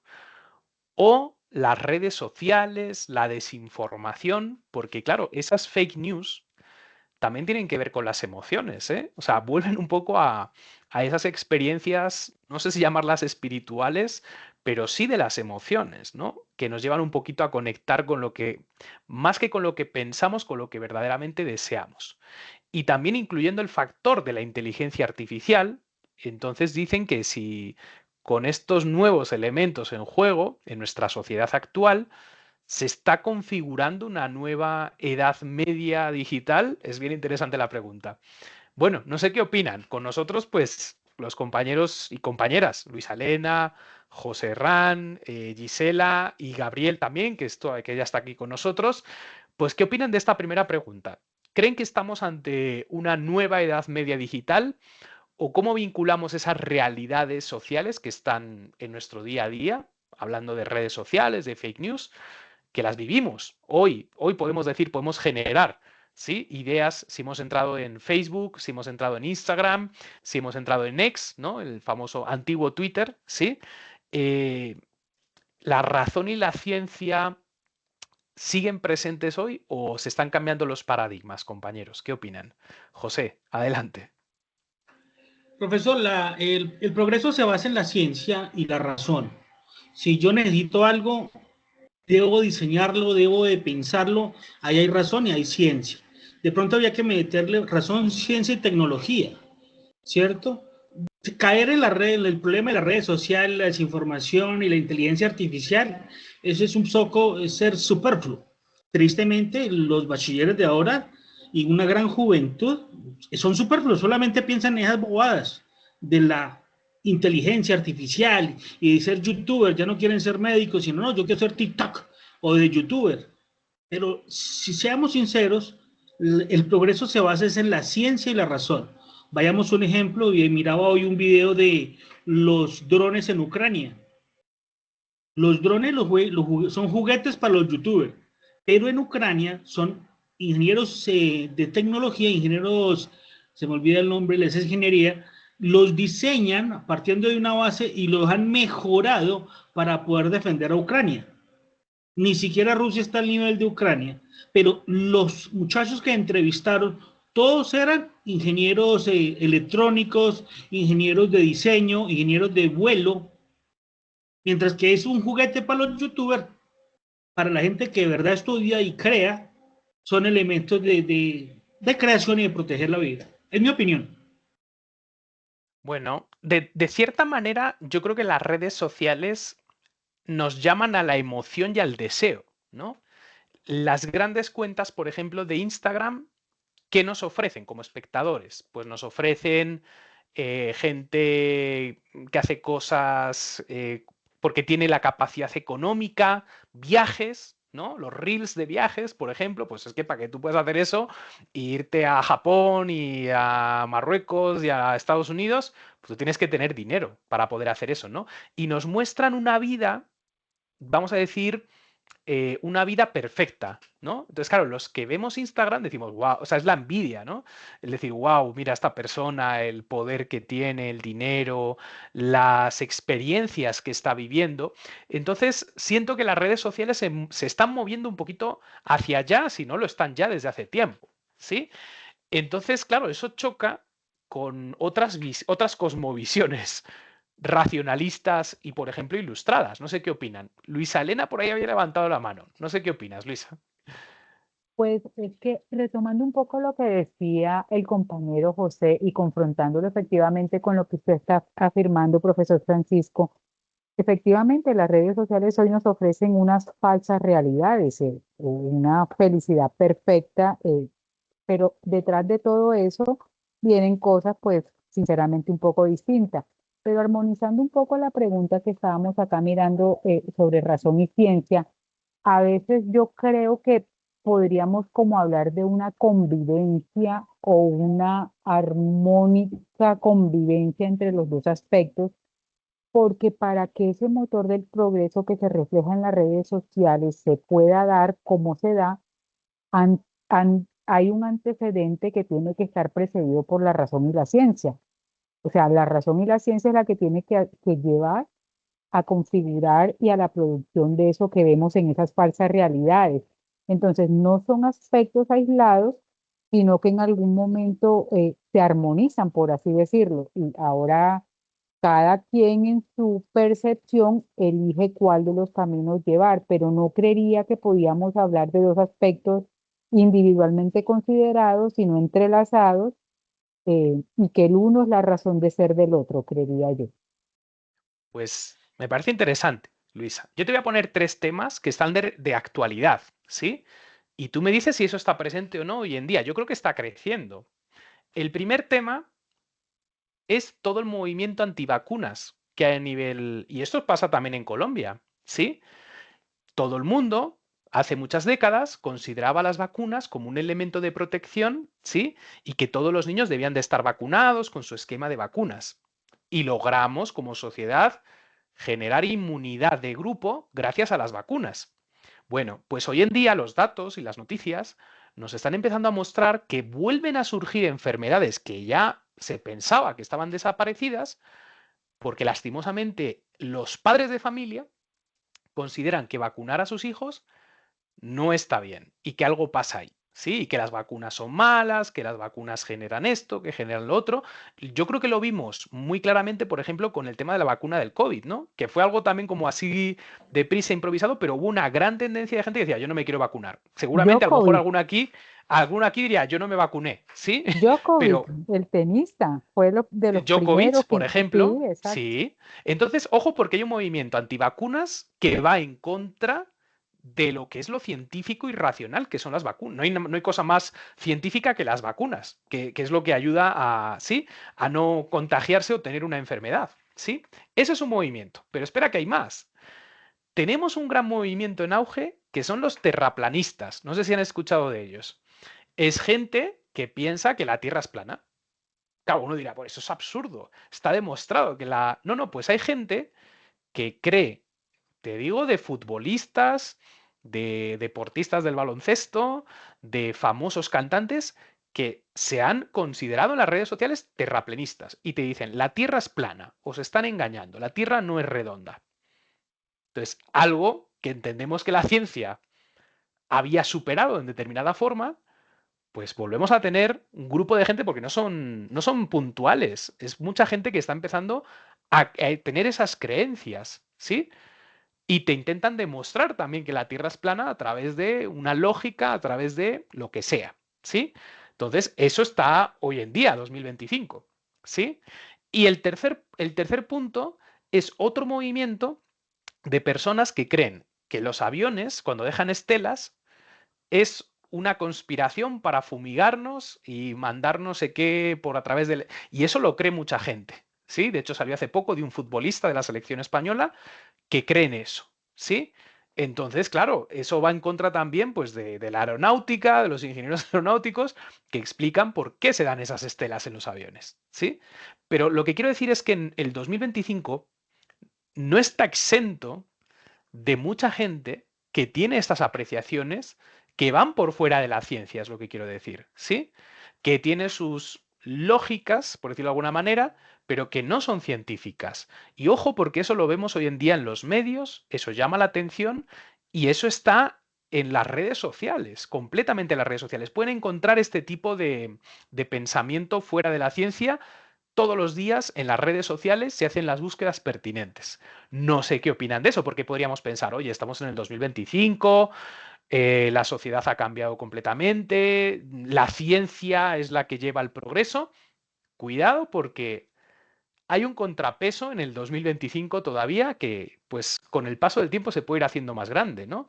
Hay muchos colegios en Estados Unidos que no ven la teoría de la evolución, que es científica, y enseñan que el ser humano, pues, viene de Adán y Eva, de la parte bíblica. Eso sucede en el año 2025, 20 de octubre del 2025, en muchos estados de Estados Unidos. País que podríamos decir pues que es uno de los más desarrollados, ¿no? Pues eso ocurre hoy en día en nuestro mundo, ¿no? No sé qué opinan sobre eso. O sea, sí hay ciertas cosas que tenemos que replantear dentro de nuestra sociedad en el 2025. Por ahí vi que Gabriel tenía también la manito levantada y bueno, no sé si Gisela también quiera aportar su opinión.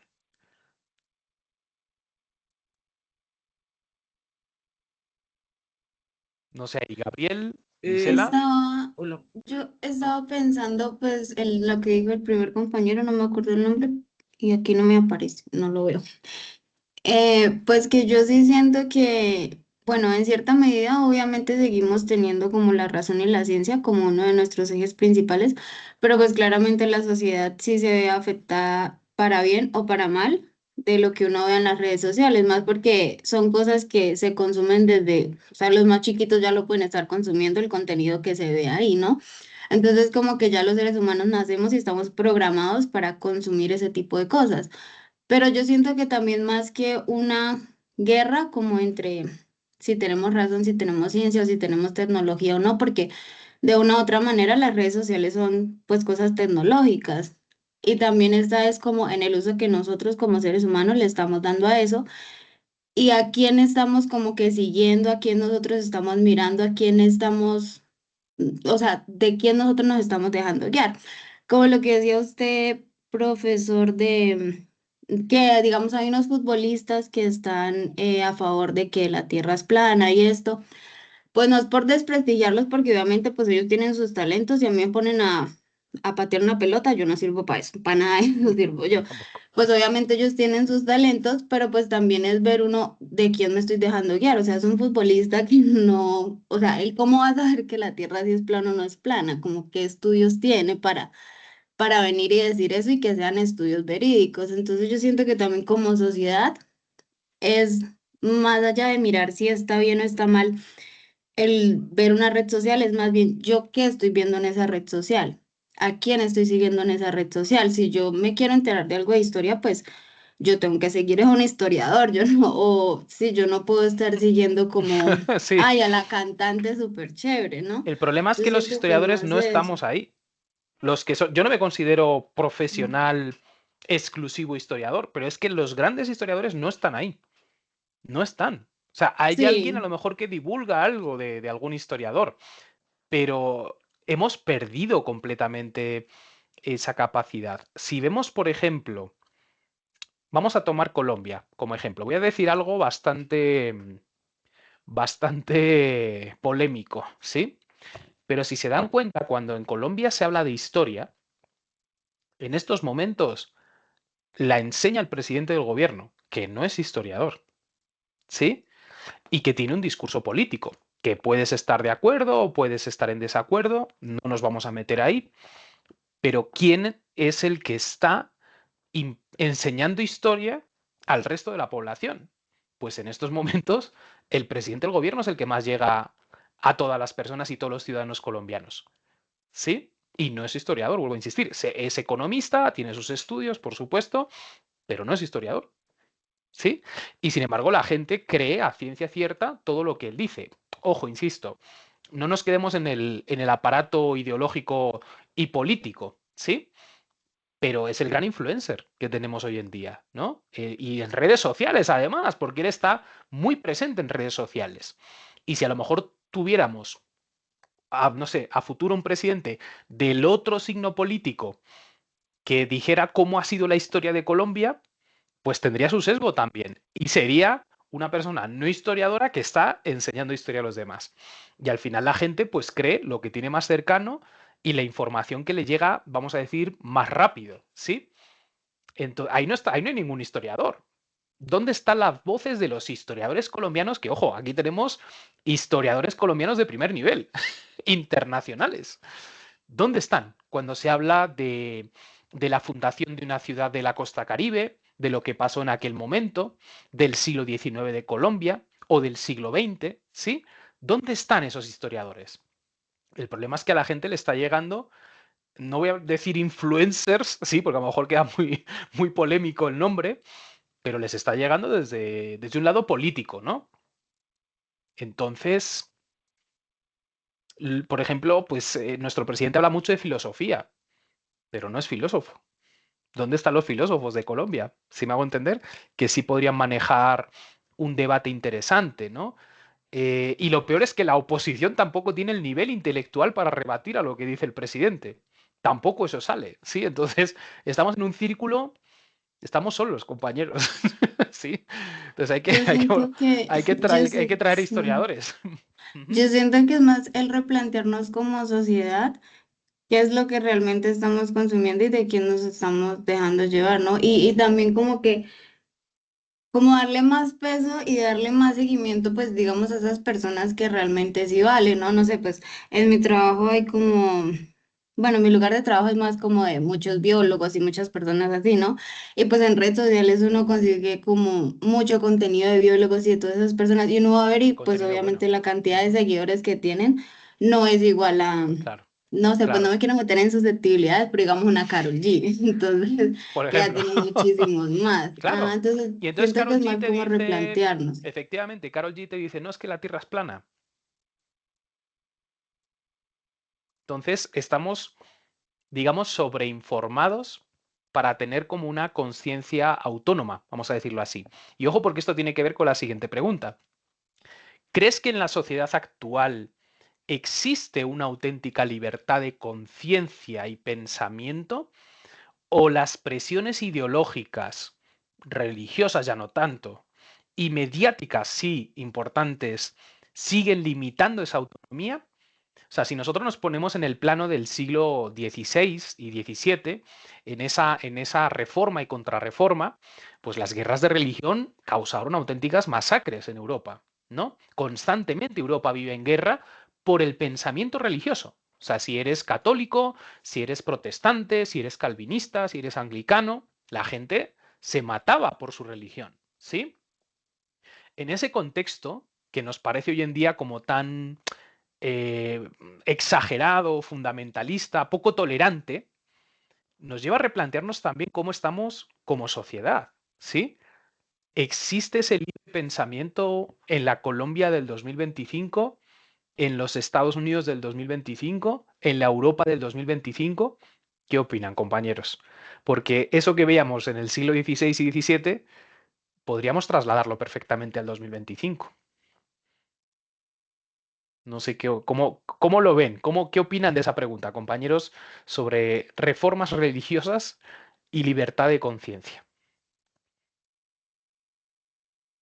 José, no sé si tú querías intervenir. Por ahí te vi antes con la manito levantada. Polémico, profe. Eso es Todo polémico. es polémico. Claro, yo traigo polémica. O sea, así cosas normales Libertad, no. Que pensemos. Libertad religiosa sí la hay. Hay todo tipo de religión en el momento. Ya no son tan invasivas como épocas pasadas, ya se respetan. Total. Aunque hay unas, que pronto no llegan a las noticias, pero las matanzas de cristianos en África va en aumento muy fuerte. Mucha gente muerta, eso nunca lo pagan por noticias. Pero una libertad de conciencia y pensamiento, yo creo que no podemos hablar de libertad, sino como de que lo que la pregunta anterior hablaba, de las diferentes medios digitales hacen que la gente se deje libremente, fácilmente llevar a pensamientos erróneos, no, como decía la señorita, una compañera, no verifican la bibliografía, lo que más nos hacen insistencia en este grado de historia, en el estudio de historia, verifique la bibliografía. No, el youtuber puede ser cualquiera y dice cualquier cosa sin saber y la gente le cree. Entonces, sí hay libertad, pero tristemente esa misma libertad ha entrado en libertinaje, porque ya la gente no tiene una guía, ¿no? Aquí en Colombia en los primeros años daban una materia que era la urbanidad de Carreño, ya luego pasaba a ser democracia y ciudadanía, y eso lo quitaron. Y era simplemente el guiar los primeros parámetros. Ya después que usted grandecito tome sus decisiones. Ahorita vemos que por medio de los elementos digitales están escanalizando el pensamiento y las ideas de las personas. Incluso tenemos también como casos, ¿no? También en nuestra realidad que podríamos analizar en esta clave. Me atrevo, por ejemplo, a hablar del asesinato del famoso influencer conservador de Estados Unidos, que impactó a todo el mundo, ¿sí? Ese asesinato en vivo, además, ¿sí? Que era por un tema ideológico. Pensamos que es por un tema ideológico, ¿no? Y un poco en esa clave también podríamos hablar del asesinato de Miguel Uribe aquí en Colombia. No sabemos todavía, o sea, no hay como una resolución de si fue movilizado políticamente o fue un ajuste de cuenta. Bueno, hay muchas cosas, pero sí hay un peso ideológico detrás de ese asesinato, ¿sí? Podríamos hablar del impacto, por ejemplo, que la migración islámica está teniendo en Europa. Y eso sí tiene que ver con la religión, ¿sí? Hoy en día hay tensiones, pero nadie nos dice que dentro de 100 años puede haber un conflicto directo entre esa migración islámica, con cambios incluso constitucionales, de régimen. Muchas cosas pueden pasar, pero hay una tensión, ojo, religiosa. Sí, hay una tensión religiosa. Y esto ya pasaba en el siglo XVI. ¿Sí? Incluso, pues nos podemos ir directamente a lo que sigue pasando en Palestina con Israel y Palestina. Pese a que tiene unas connotaciones también étnicas, la religión es la que está de fondo. Judíos contra Islam. ¿Sí? Entonces, no estamos tan alejados del siglo XVI, cuidado. O sea, aquí en Colombia quizás lo religioso, evidentemente, tenemos mucha libertad, pero ojo, lo que bien apuntas, José, hay persecución de cristianos en África, ¿sí? Tenemos el problema del Islam en Europa, ¿sí? Tenemos el conflicto en el Oriente Próximo entre judíos e Islam, ¿sí? Quizás aquí no lo vivimos lo religioso tan directo, pero esto pasa en nuestro mundo global, ¿no? Las tensiones religiosas siguen estando presentes, ¿no? Pese a que ha avanzado la ciencia, se supone que somos sociedades más libres, pero si nos vamos también a lo político, esos conflictos políticos todavía siguen muy presentes hoy en día. Los tenemos en Colombia, evidentemente, ¿no? Pero también en Estados Unidos, también en Europa, también desde un punto de vista de Europa del Este, con la guerra de Ucrania. No sé si hemos progresado tanto, sería la pregunta, o seguimos todavía en la edad moderna. No quiero decir edad media, sino edad moderna. No sé qué opinan. Gabriel, no sé qué opinas tú, o José, que veo que tienes la manito levantada de nuevo. Profe, hay que pensar que lo que usted dice tiene razón. A nivel mundial va a haber algo. Hablamos de España, toda esa gente que se le mete a España, los ocupas. Yo creo que eso pasa aquí en Colombia y se le va metiendo uno a la casa, la finca que la tengo desocupada por X cita, uno se va sacando la punta de calibre 12, uno no se pone como en España. Aquí no, aquí en Colombia punta de machete y pistola. Vamos a hablar de esos. La religión sigue pesando en muchos sectores. Y lo que es Europa con la gente de Medio Oriente es una bomba de tiempo. Mire que en Gran Bretaña han habido grupos de ultraderecha que se le han parado en la raya. Francia también creo que ha sacado, hay una señora que es política que decía que el que venga aquí, péguese a las normas de Francia, no tiene por qué transformar a Francia, sino que siga las normas de Francia, es otro país. Y si no, devuélvase. Y es la verdad. A la casa que llegue a lo que vieres, no imponer. El concepto de tolerancia, ese es el problema, ¿no? Digamos que el gran producto europeo del siglo XIX y XX es la tolerancia, ¿no? Es decir, podemos tener un gobierno con distintas ideologías y que se gobierne, ¿no? Esa es la idea. Pero claro. Un ejemplo de tolerancia, profe. Cuando tuve la oportunidad de hablar con militares americanos y preguntaba el primer mandato de Trump, bueno, ¿y Trump qué? Ese man llega aquí que a arrasar a todo el mundo, que me dijo, no, se lo voy a explicar en un ejercicio que él hizo y nos puso a pensar, nos dejó callados, en uno a mí. Decía, cuando llega la visita a su casa, a tu casa, llega el hermano con la esposa y los 3 niños o 2 niños y se quedan un fin de semana, tú desplegas todo, la casa, el carro, lo lleva de aquí, para el otro lado, la comida especial, todo especial. Pero si ese hermano ya no pasa de un fin de semana, sino ya se queda 8 días, ya pasa un mes, y él quiere que lo atiendan de la misma manera, que le dediquen el tiempo, que le den todo, vivienda, comida, luz, agua, todos los servicios, pero no hay una contraprestación. Y si eso lo pasamos a años, a meses, a años, pues ya ahí la tolerancia se acaba, ¿cierto? Entonces uno queda pensando, que ese ejemplo es muy real, sí, tiene razón. Puede ser la familia más cercana, pero ya cuando llega tanto tiempo y no hay una contraprestación, no hay una ayuda para poder seguir adelante, no se paga impuestos, no ayuda con la comida, con la luz ni nada, pues ya la tolerancia se acabó. Eso pienso yo. Pero fíjate que el tema de la migración es un fenómeno histórico desde los orígenes del hombre, ¿sí? El hombre es un animal migrante, aunque no lo queramos ver así hoy en día, ¿sí? Hemos construido los estados, hemos construido países, ¿sí? Y miramos hacia adentro. Pero si tú tomas toda la historia del hombre, es que el hombre lo que ha sido es un nómada, realmente, ¿no? Nuestros indígenas americanos, nuestros ancestros, ¿sí? Bueno, no los míos, ¿no? Los vuestros, migraron también, ¿no? Los mexicas, los incas, antes de que llegasen, pues había también otras poblaciones previamente, ¿sí? Después llegan los españoles, otra gran migración. Cuando tú dices, ese amigo que llega y se queda más de la cuenta, esa es la historia de los españoles y castellanos en América. Se quedaron y Colombia y México y Perú son lo que son por ese mestizaje también de etnias y de poblaciones. Pero hay migración, ¿sí? La España previa al descubrimiento de América es una España que ha tenido en contacto poblaciones del norte de África, ha tenido una invasión islámica con personas también árabes que vienen de Oriente Próximo, pero es que antes de que el Islam llegase a la península, los pueblos bárbaros germánicos de Centro Europa y el Este de Europa llegan también a la Hispania romana, ¿sí? Otra migración grande de visigodos, suevos, alanos, ¿sí? Pero es que antes de los germánicos en la península ibérica, pues llegan los romanos de la península itálica, ¿sí? Y antes que los romanos llegan los cartagineses del norte de África.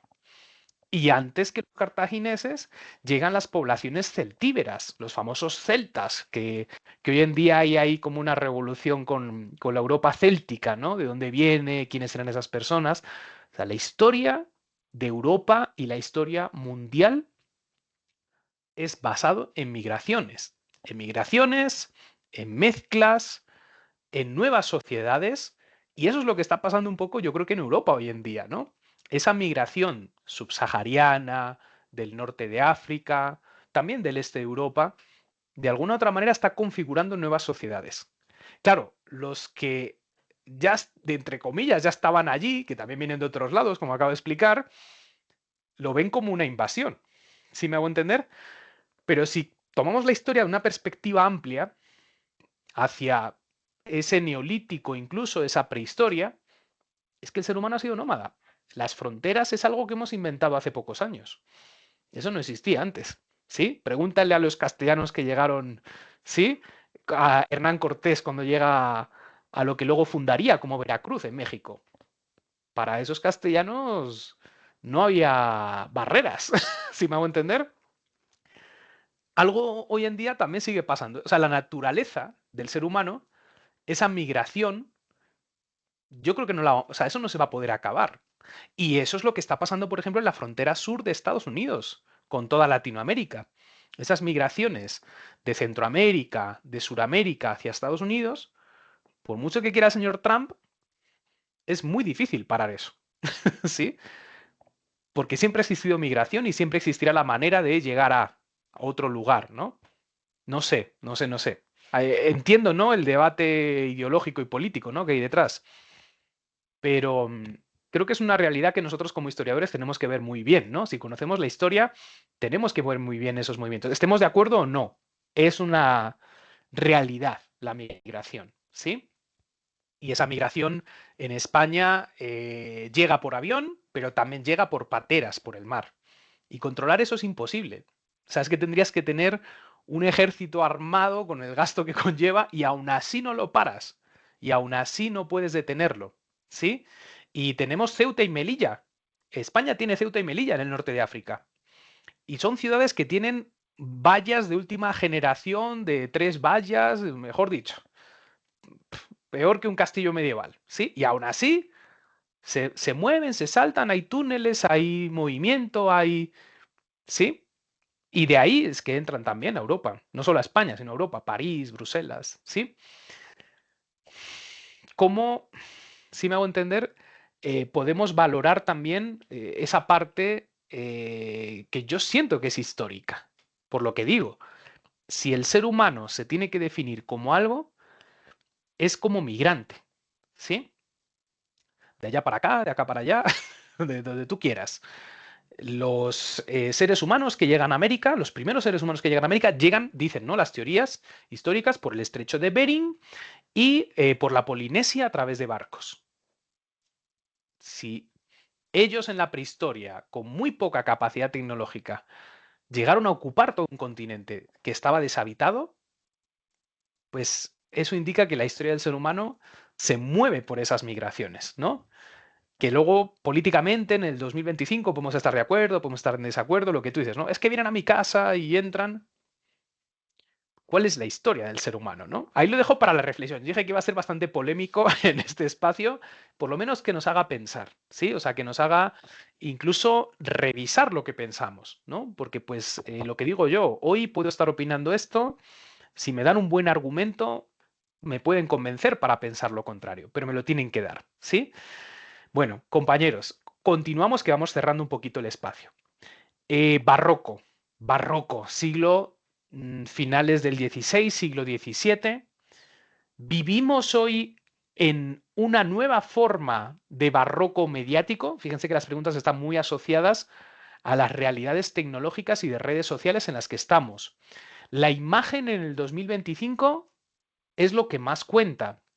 La emoción, el consumo, ¿no? Vivimos en una sociedad consumista, esa es nuestra realidad.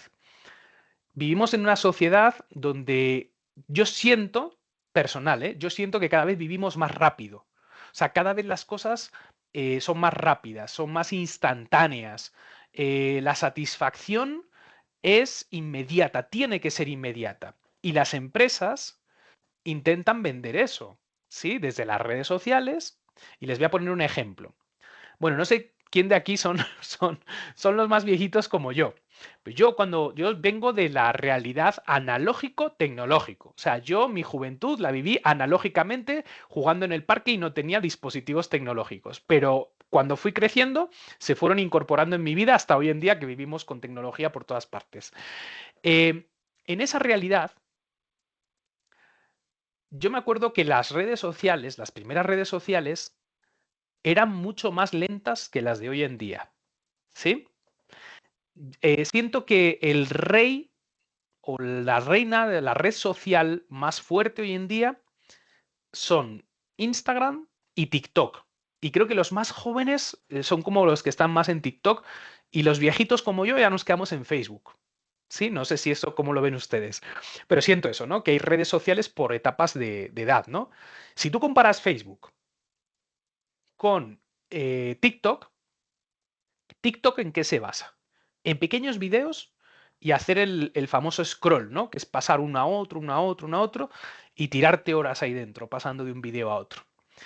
Facebook no es tanto, o sea, Facebook es un muro donde hay información y es un poquito más sosegado, ¿sí? Entonces siento que las redes sociales son más rápidas hoy en día, que todo es más inmediato. Por ejemplo, yo me formé en una universidad donde los programas duraban 10 años. Perdón, 5 años, no 10 años, 5 años. 5 años. Hoy en día la educación, tú le planteas a un joven, oye, tienes que estudiar 5 años una carrera y muchos te dicen, no, eso es mucho tiempo. ¿Ves?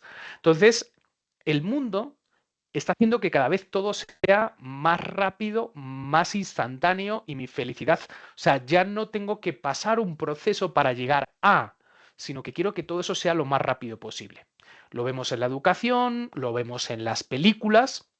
Yo estoy seguro, si quieren hacemos la prueba, que yo les pongo una parte de una película de Pasolini, ¿sí? Famoso director italiano de cine, y no aguantan, no aguantan. Porque es que Pasolini tiene una escena que puede durar 3 minutos sin decir nada. Y los jóvenes hoy en día, yo les pongo eso y se alteran. ¿Por qué?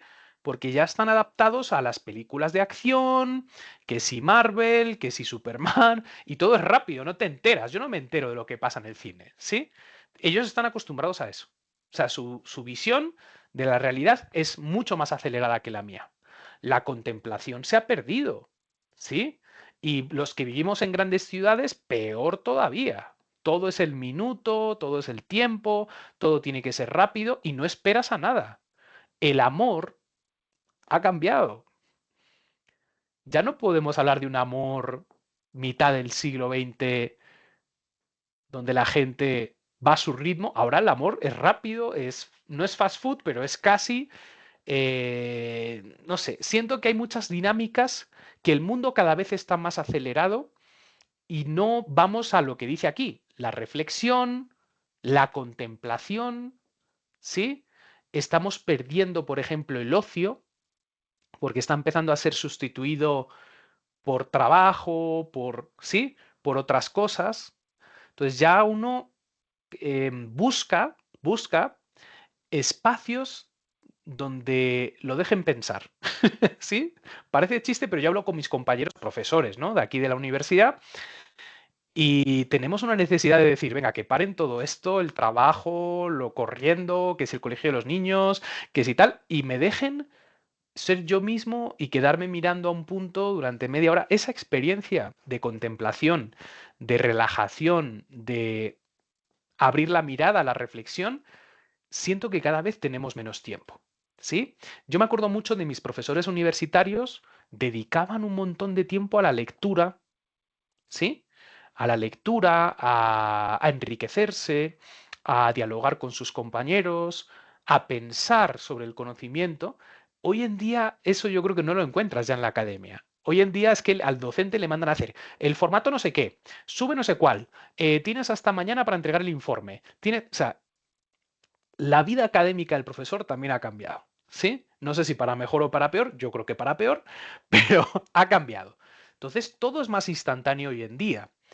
¿Cómo eso, de alguna otra manera, se convierte en un barroco mediático, ¿no? Pensando en esa celeridad, en ese movimiento. Otra vez volvemos al tema de las emociones. Si se dan cuenta, uno de los grandes temas que tenemos hoy en día, por ejemplo, es el énfasis en la salud mental, ¿sí? La preocupación por la salud mental, la preocupación por las emociones. Yo cuando era pequeño, que ojo, no digo que ahora esté peor y que antes fuera mejor. Yo creo que ahorita hay cosas muy buenas, mejor que antes, evidentemente. Pero yo cuando era pequeño, además por ser hombre, tú no podías expresar tus sentimientos porque eso era otra cosa, ¿sí? Entonces te decían, no, tú, o sea, eres niño, eres joven, aquí las emociones no existen, ¿sí? O sea, tú si estás pasando un mal momento tienes que rendir y tienes que producir, ¿sí? Hoy en día todo eso ha cambiado.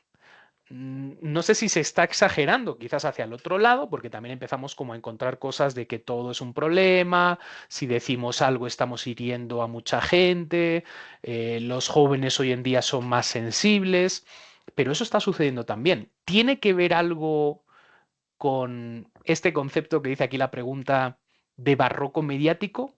¿Qué opinan, compañeros? ¿Esto tiene alguna conexión con el siglo XVII o me estoy inventando aquí muchas cosas? ¿Qué opinan? Pero yo creo que estamos volviendo a otra esencia más allá de lo racional. No sé. ¿Qué opinan, compañeros, compañeras? Gisela, que casi no te he escuchado. ¿Qué opinas tú? Creo que ya se me fue. Luisa, Luisa Elena, adelante. Sí, señor. Pues mirando lo que está planteado en la pregunta número 3, la veo bastante relacionada con la número 1, pero en otro Ujú. escenario, obviamente. Y es lo mismo lo que enunciábamos anteriormente. Sí creo que está faltando actualmente como una capacidad de crítica frente a cada uno de los temas actuales que están en auge, por así decirlo. Y eso, por ejemplo, lo traigo a colación frente al uso por decirlo, de nuevas herramientas como la inteligencia artificial y su equilibrio, por ejemplo, en la parte ética del uso de esas nuevas herramientas en los campos laborales, ¿sí? Aprender uno a diferenciar todas esas cosas como actividades auxiliares o herramientas auxiliares en la medida en que no sustituyan la actividad humana totalmente, eso hace parte de la capacidad crítica que como seres humanos tenemos que empezar a desarrollar en estas nuevas generaciones. No pretender que el conocimiento humano se desplacen por todas esas herramientas. En, que creo que realmente ese es uno de los grandes males que estamos viviendo en este nuevo siglo, con todas estas nuevas cuestiones tecnológicas, por así decirlo, que se están desarrollando. Entonces, en ese sentido, es como que nosotros como seres humanos tenemos que aprender a diferenciar qué es nuestra capacidad intelectual y cómo paralelamente a eso se van a desarrollar ciertas cuestiones que tenemos que utilizar es como auxiliares de nuestro conocimiento. Y yo creo que ahí, en esa convivencia o en ese espectro diferencial, es que podemos armonizar completamente esos dos aspectos, ¿no? Tenemos un riesgo que ya muchos intelectuales, esto no lo digo yo, ya muchos intelectuales han puesto sobre la mesa. Y es que, pues seamos honestos, la inteligencia artificial, y eso que todavía está evolucionando, ¿no? O sea, no hemos visto la mejor inteligencia artificial todavía.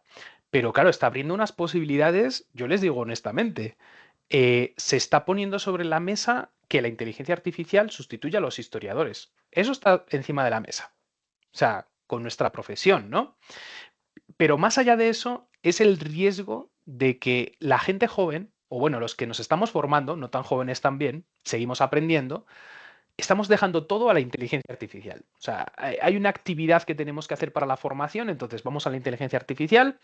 Oye, cuéntame las transformaciones culturales de la época moderna. Y la inteligencia artificial. Y además pónmele unas citas ahí, ¿sí? Te pone las citas, ¿no? Claro, eso tiene varios riesgos. El primero de ellos es que, ojo con la inteligencia artificial, porque primero no es fiable al 100%. Ese es hoy en día. Hoy en día. Mañana no sé. Yo la verdad sí no me mojo las manos porque no sé a dónde puede llegar eso. Pero claro, el riesgo es que la persona, primero, deja de leer, ¿sí? Deja de reflexionar, deja de analizar y deja de hacer muchas gestiones cognitivas que le van a perjudicar a largo plazo, ¿sí? Porque evidentemente cuando tú estás, no sé, en un espacio como este, pues tu respuesta no viene porque le estás preguntando a la inteligencia artificial delante de todos, sino porque tú tienes la capacidad de razonar, tienes un aprendizaje y pones en valor tus ideas. ¿Me hago entender? Pero la inteligencia artificial está destruyendo todo eso. Quizás ahorita no lo vemos tanto porque está empezando, pero claro, imagínense un niño que ya desde muy pequeño pide al ChatGPT o a Gemini o a Grok o a la inteligencia artificial que sea, que le haga las tareas, que le ayude a, y pues presenta bien sus tareas, seguramente llegará a presentar bien sus tareas. Pero, ¿qué pasa con el proceso de aprendizaje? O sea, a mí me da mucho miedo, ¿no? Ese niño, cuando tenga 20 años y toda su vida se la haya pasado preguntando a ChatGPT y aprobando sus cursos porque tiene una información y un procesamiento de información de la máquina hacia ese supuesto logro de aprendizaje, que ya no es logro de aprendizaje, porque eso lo hizo ChatGPT. No sé qué opinan de eso. A mí eso particularmente me genera como bastante estrés a futuro, ¿sí? Y creo que vamos para allá. No sé qué opinas tú, Luisa, pero siento que vamos para allá, desgraciadamente. Sí, es que precisamente les quería compartir a ustedes algo muy particular que me pasó hace unos meses con ChatGPT frente a una ley en particular que yo soy abogada de profesión, frente a una ley que pidieron, la reforma laboral que salió en junio de este año acá. Yo me la leí completamente y noté un vacío y una contradicción en la reforma frente a un artículo particular que yo ya me lo leí. Entonces yo comencé a interactuar con ChatGPT, a explicarle mi punto de vista y esto, oye, y me ha creado un artículo, se ha inventado un artículo que se ajustaba perfectamente a mis necesidades. O sea, me decía, mira, el artículo, por decirte, el 33, y la ley tiene 32 artículos, dice esto, esto y esto y esto. Y yo le decía, Sí, sí, sí. pero mira, no sé qué, y comenzaba a discutirme y decía, Claro, tienes razón, no sé tienes qué, o sea, razón, me claro. argumentaba y todo lo demás, pero Sí, qué sí, sí. irresponsabilidad la mía en el campo profesional. Si yo no me hubiera leído la ley y de Claro, saber que el artículo no tenía, que la ley no tenía 33 artículos, sino 32. Le he imagínate. cogido un pavor y una capacidad de, mejor dicho, de Claro. decirle, oye, contigo primero yo estudio mi tema y después te consulto a ver qué es lo que tú opinas, Y pero con cuidado, y con con cuidado. sí, señor, así es. A eso se le llama, cuando la inteligencia artificial hace eso, se le llama alucinación. Eso tiene un concepto Exactamente. técnico que se llama alucinación. Y claro, ¿cuál es el problema? Que la gente, como no tenemos sentido de pensamiento crítico, pues lo primero que hemos hecho es decirle, no, la inteligencia artificial tiene todo el conocimiento, porque es capaz de pensar por sí misma. Y no es así el proceso, ¿sí? La inteligencia Peligrosísimo. artificial, claro, está preparada para darte un servicio. Entonces, cuando tú le preguntas algo, la inteligencia artificial muy pocas veces te va a decir, no sé, muy pocas veces. Siempre te va a dar una respuesta lo más aproximadamente posible. Y cuando no la tiene, va a alucinar para hacerte creer que esa es la respuesta correcta. Como yo creo que la inteligencia artificial tiene todo el conocimiento, yo no pongo en duda eso. Es como la religión. Es igual que la religión. Es un acto de fe la inteligencia artificial. Entonces, el que no Total. conoce cómo funciona, pues claro, imagínate todo 10, 20 años de formación con inteligencia artificial. Que ojo, insisto, hoy en día tiene esos problemas. Yo también he dejado de utilizarla bastante por eso mismo, porque es que digo, no, esto no es cierto, ¿sí? Y me dice, lo mismo que a ti, me dice, ay, sí, perdona, no sé qué, tienes razón, ¿sí? No, Y por eso he dejado de imagínate utilizarla qué, mucho. qué peligro uno, y pues después de tantos años uno de ejercicio Sí. profesional, llegar a cometer esas imprecisiones, a mí me daría mucha vergüenza realmente. Esto está sucediendo hoy en día, ¿eh? Eso está sucediendo hoy en día. Pero, ojo, es que la inteligencia artificial sigue evolucionando. Hoy en día está así, pero a lo mejor dentro de 3 años sí te da toda la información verídica, puede hacerlo. A lo mejor sí. ¿Qué va a pasar ahí entonces, nuevamente? Vamos a dejar de pensar, porque claro, la máquina ya lo sabe y puede ser información verídica y puede generar artículos y va a poder escribir libros y va a poder generar muchas cosas. Puede llegar hasta ahí, no sé, yo no sé si va a llegar hasta ahí, pero hay posibilidades de que llegue hasta ahí. ¿Qué va a pasar con el ser humano? Porque ya le vamos a preguntar, yo me imagino un punto donde le digamos, oye, ChatGPT, ¿qué me pongo hoy de ropa para salir?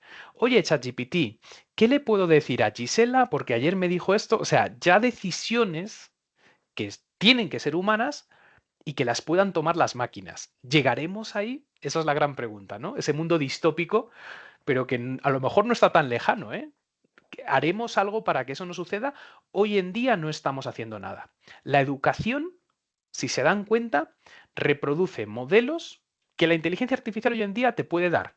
Y yo ni me entero como docente, ¿sí? Entonces el estudiante dice, el camino fácil, no leí nada, tengo la actividad, me pusieron un 5, genial. Y no se da cuenta del daño que se está haciendo, porque está dejando de aprender.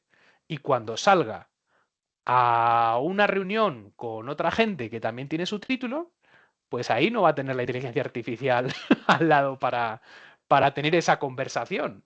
¿Qué va a pasar ahí? Esa es mi pregunta. ¿Qué va a pasar ahí? Cuando hemos estado, a nosotros ahorita, porque ya somos viejitos y nos pilla un poquito ya al final, ¿no? O sea, hemos hecho un proceso de esfuerzo y de lectura y de reconocimiento y de aprendizaje tradicional. Pero ¿qué va a pasar con ese niño que está ahora mismo preguntando a ChatGPT desde pequeñito y que lo va a seguir haciendo hasta que sea adulto? ¿Qué va a pasar con ese joven que va a ser un futuro ciudadano? ¿Qué nos espera? Bueno, lo dejo ahí para que este tema también lo revisemos, que podríamos haber dejado una pregunta hasta ahí. Y con esto voy cerrando. No sé si alguno quiera comentar algo antes del cierre, compañeros, pero bueno, creo que la idea era como articular este pasado propio que compartimos muchos de nosotros en nuestras realidades con el día a día que estamos pasando, ¿no? Que mi mensaje un poco que quería dejar es que la época moderna no está tan alejada de nuestro día a día. Hay cosas que suceden hoy en día que tienen los mismos mecanismos que el pasado, ¿no? Quizás ahorita no sea la religión, o sí, como hemos visto, pero la política y la ideología, la intolerancia sigue estando presente. No hemos aprendido mucho, ¿eh? Del siglo XVI hasta la actualidad, ¿no? Existen otras inquisiciones, ¿sí? Que no se llaman inquisición, pero que censuran las ideas, ¿no? Y que si tú no piensas como X, pues eres enemigo mío. Entonces hay una intolerancia. Y es el mismo mecanismo que se utilizaba en el siglo XVI y en el siglo XVII. Cómo la ciencia y la razón son puestas todavía hoy en duda, ¿sí? Y están creciendo esos otros pensamientos que no son científicos. ¿A dónde nos puede llevar esto? Se incluye ahora la inteligencia artificial, ¿no? Con todos los impactos que estamos hablando. Entonces, bueno, quiero decir, no hemos llegado a un punto y final, ¿eh? De la historia y del progreso.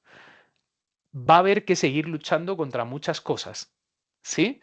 Y conocer ese camino, ¿no? Porque cuando no conoces el pasado, pues te manipulan el presente y sobre todo el futuro. Y lo más peligroso es que te manipulen el futuro, ¿no? Entonces, ustedes que van a ser historiadores o que ya son historiadores, que se están formando, pues son los que van a guardar esa luz, ¿eh? Tienen esa responsabilidad. Yo ya porque estoy un poco viejito, ¿no? Ya voy para viejito, pero los jóvenes, los historiadores van a tener esa responsabilidad de poder tener ese pensamiento crítico porque conocen la historia. Y como saben lo que ha pasado y por qué ha pasado y cómo ha pasado, pues pueden defender un poquito también, como digo, los discursos del presente y las manipulaciones posiblemente a futuro. ¿Vale, compañeros? Bueno, no sé si alguien quiere cerrar, si no, con esto, pues damos por cerrada nuestras cipas. Gabriel, Gisela, José, Luisa, no sé si alguien quiere compartir algo más. No, señor, de mi parte todo está muy claro. Ha sido Bueno, muy entretenida esta sesión, de verdad. eso es lo que quería, ser polémico y entretenido, hacerles pensar un Sí, sí, poco. lo logró, lo logró. Les dejo con esas inquietudes y bueno, recordar que nuestra actividad de entrega cierra el 3 de noviembre, si no estoy mal, que nadie se olvide, quedan todavía como 15 días, pero que estemos ya trabajando, por favor, con el foro, muy importante que se retroalimenten, o sea, que suban en el foro, pero que también retroalimenten a otros compañeros. ¿Listo? Y vamos avanzando con esta fase 3. Nos faltaría la webconferencia, la tercera webconferencia, y nos quedaría la tercera CIPAS, ¿sí? Serían nuestros últimos encuentros del curso. Gisela, adelante, que veo que tienes la manito levantada. Es que tengo una pregunta. Tengo algunas dudas en cuanto a el tema que estamos viendo ahorita, pero es algo específico en cuanto a como la exposición que estoy montando, las diapositivas y eso para hacer la exposición que hay. Entonces, pero pues yo sé que no da el tiempo en estos espacios, entonces yo quería saber si puedo de pronto enviar las dudas por interno o hay algún otro medio, es que no Sí, sé cómo puedo. Sí, no te preocupes. Pues mira, me puedes escribir por Teams, ¿sí? Es un medio de comunicación, o te recomendaría por mensajería interna. Hay también unos foros, la verdad yo no los miro mucho. O sea, si me vas a escribir es mejor directamente por mensajería interna. Entonces, por ahí o por Teams me dices, mira, profe Francisco, tengo esta duda, soy estudiante del curso, tal, tengo esta duda, ¿vale? Y por esos dos canales ahí nos podemos comunicar. O si la tienes ya presente, suéltala antes de que cerremos, a ver si te puedo ayudar. Es que son varias, pero bueno, una de esas Sí, es como un poquito como controversial que estaba viendo en estos días, porque en mi trabajo estábamos hablando como un poquito de la historia del arte y esto. Entonces vino a colación como las majas de Goya. Yo sé que Goya está un poquito más adelante del tema que estamos viendo en este momento, él viene más sí, adelante cronológicamente, pero me queda la duda porque, digamos, en la Edad Moderna vemos mucho como el surgimiento de bueno, de la expresión artística en cuanto a los desnudos, ujú, que el cuerpo pues no es visto como con esa censura, sino que pues es algo bonito, entonces sí se puede mostrar y está la perfección. Y estaba leyendo un poquito como de la Inquisición y esto, y no entiendo bien como en qué momento pasamos de ver al hombre como de esa perfección de las obras de Miguel Ángel y esto a tener ya las majas desnudas de Goya y decir, esto es horrible, ¿quién se le ocurrió pintar esto? O sea, llévenselas, guárdenlas. Y entonces me queda la pregunta, porque bueno, ellas estuvieron encerradas mucho tiempo, ¿no? Entonces me queda la pregunta como, ¿y entonces qué pasó con el montón de obras de arte que claro, pues mostraban ese montón de claro, desnudos claro. y que estaban así? Entonces, Bueno, hay varias cosas. Efectivamente, el Renacimiento trae un redescubrimiento del cuerpo, tanto femenino como masculino, sobre todo masculino, te de comentar. O sea, creo que hay más desnudos masculinos en el Renacimiento que femeninos, aunque también los encuentras femeninos, ¿sí? Eh, ¿Qué sucede también, digamos, durante esa evolución? Y eso también lo vamos a poder ver en el barroco y evidentemente pues termina llegando también a Goya y va a seguir, ¿no? Pero en medio de ese proceso artístico, claro, sí ha habido muchos movimientos conservadores, sobre todo, por ejemplo, de la Iglesia. Tenemos papas que mandaron tapar todos los desnudos de Miguel Ángel del Vaticano, de Roma, ¿sí? Y a las esculturas había que ponerles una hojita de parra en las zonas nobles que estaban desnudas, ¿sí? Digamos que depende un poco del poder, será más flexible o más conservador, ¿sí? Entonces puede ser, yo la verdad lo desconocía, pero que en la época de Goya, de los cuadros de Goya, claro, se encerrasen dentro pues de una perspectiva conservadora. De hecho, Goya tiene un cuadro, los dos están en el Prado hoy en día expuestos en Madrid, que es la maja desnuda y la maja vestida. Y es la misma persona con vestido y desnuda. Y los dos cuadros están expuestos, si no recuerdo mal, en la misma sala, ¿sí? Para ver como ese sí, cambio, ¿no? Pero claro, puede ser que es, en una época del siglo XIX, tenemos que pensar que el siglo XIX en parte es muy conservador también, ¿sí? Pensemos en la época victoriana, bueno, aquí nos pasamos de la época moderna, ¿no?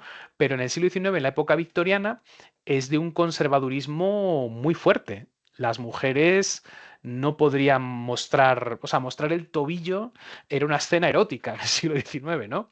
Entonces, ese puritanismo, que también viene de la Reforma y de lo protestante, pues hace que la mujer como que se vuelva a tapar completamente, ¿sí? Entonces, hay ciclos, hay épocas en la historia que el poder político se mueve entre la apertura, pero otro tiempo también de censura, de conservadurismo y de patriarcado fuerte con respecto a la mujer, ¿no? Que siempre ha existido, ¿no? O sea, yo creo que estamos ahorita en el momento, quizás, donde la mujer podamos decir que entre comillas, porque ya creo que queda mucho, pero entre comillas es un poco más libre en la historia, ¿sí?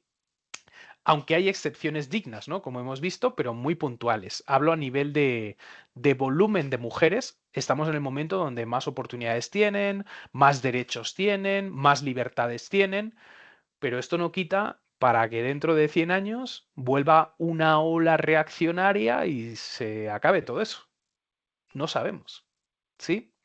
Entonces el arte también se ve influido por esto. Entonces hay ciertas obras que dependiendo del momento, pues se esconden o se eliminan o se destruyen. Eso sigue pasando hoy en día con el arte. El arte es un movimiento revolucionario, ¿sí? O sea, es un movimiento político el arte, ¿sí? Entonces hay determinados intereses también ideológicos que van en contra de ciertas obras artísticas. Pasa, por ejemplo, en el nacionalsocialismo del Tercer Reich de Hitler, donde se destruyen un montón de obras contemporáneas, porque ellos, su idea de arte, pues era un prototipo neoclásico, ¿sí? De la raza, de la mujer y el hombre alemanes, Y entonces decían que había todo un arte subversivo, porque claro, es época también del impresionismo, de las obras de Picasso, ¿sí? De ese conceptualismo, de la Bauhaus. Entonces, todo eso para el nacionalismo era arte degenerado judío, ¿sí? Y lo eliminan. O sea, lo digo eliminan, es que hay quemas de libros y de obras de arte en la calle. Y cierran los famosos museos, se cierra la famosa escuela de la Bauhaus, que era pionera en ese nuevo arte. Eso también, porque chocaba contra la ideología, ¿no? Ese arte. Entonces, de alguna manera también, quizás Goya, pues las obras, no sé si en vida, no creo que en vida, pero en algún momento después de Goya, pues dice, oye, esto de presentar una mujer desnuda en un cuadro no está bien visto, ¿sí?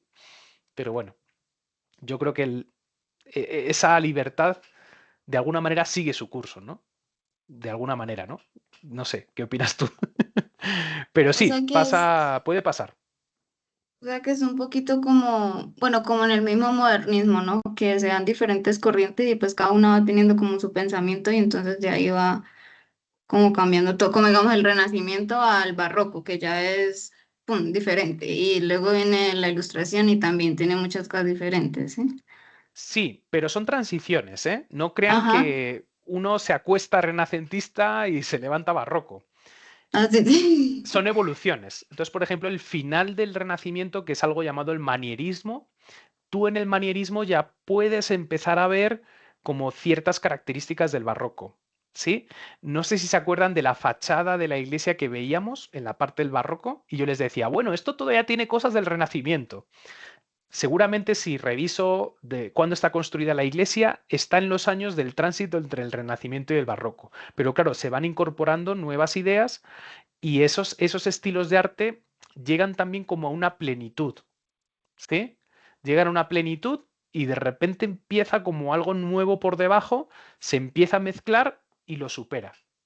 Ese es el ciclo un poco artístico también, ¿no? Y cultural, ¿no? Esa es la idea, ¿no? O sea, no piensan que lo que tenemos hoy en día en el 2025, nuestra cultura, va a ser igual dentro de 200 años. Quizás tengamos algo que nuestra cabeza incluso ni puede imaginar, ¿sí? Porque esa es la cultura, se va transformando, ¿no? Sí, sí, ok. ¿Listo? Bueno, eso con respecto al arte. No sé si tenías otra pregunta por ahí.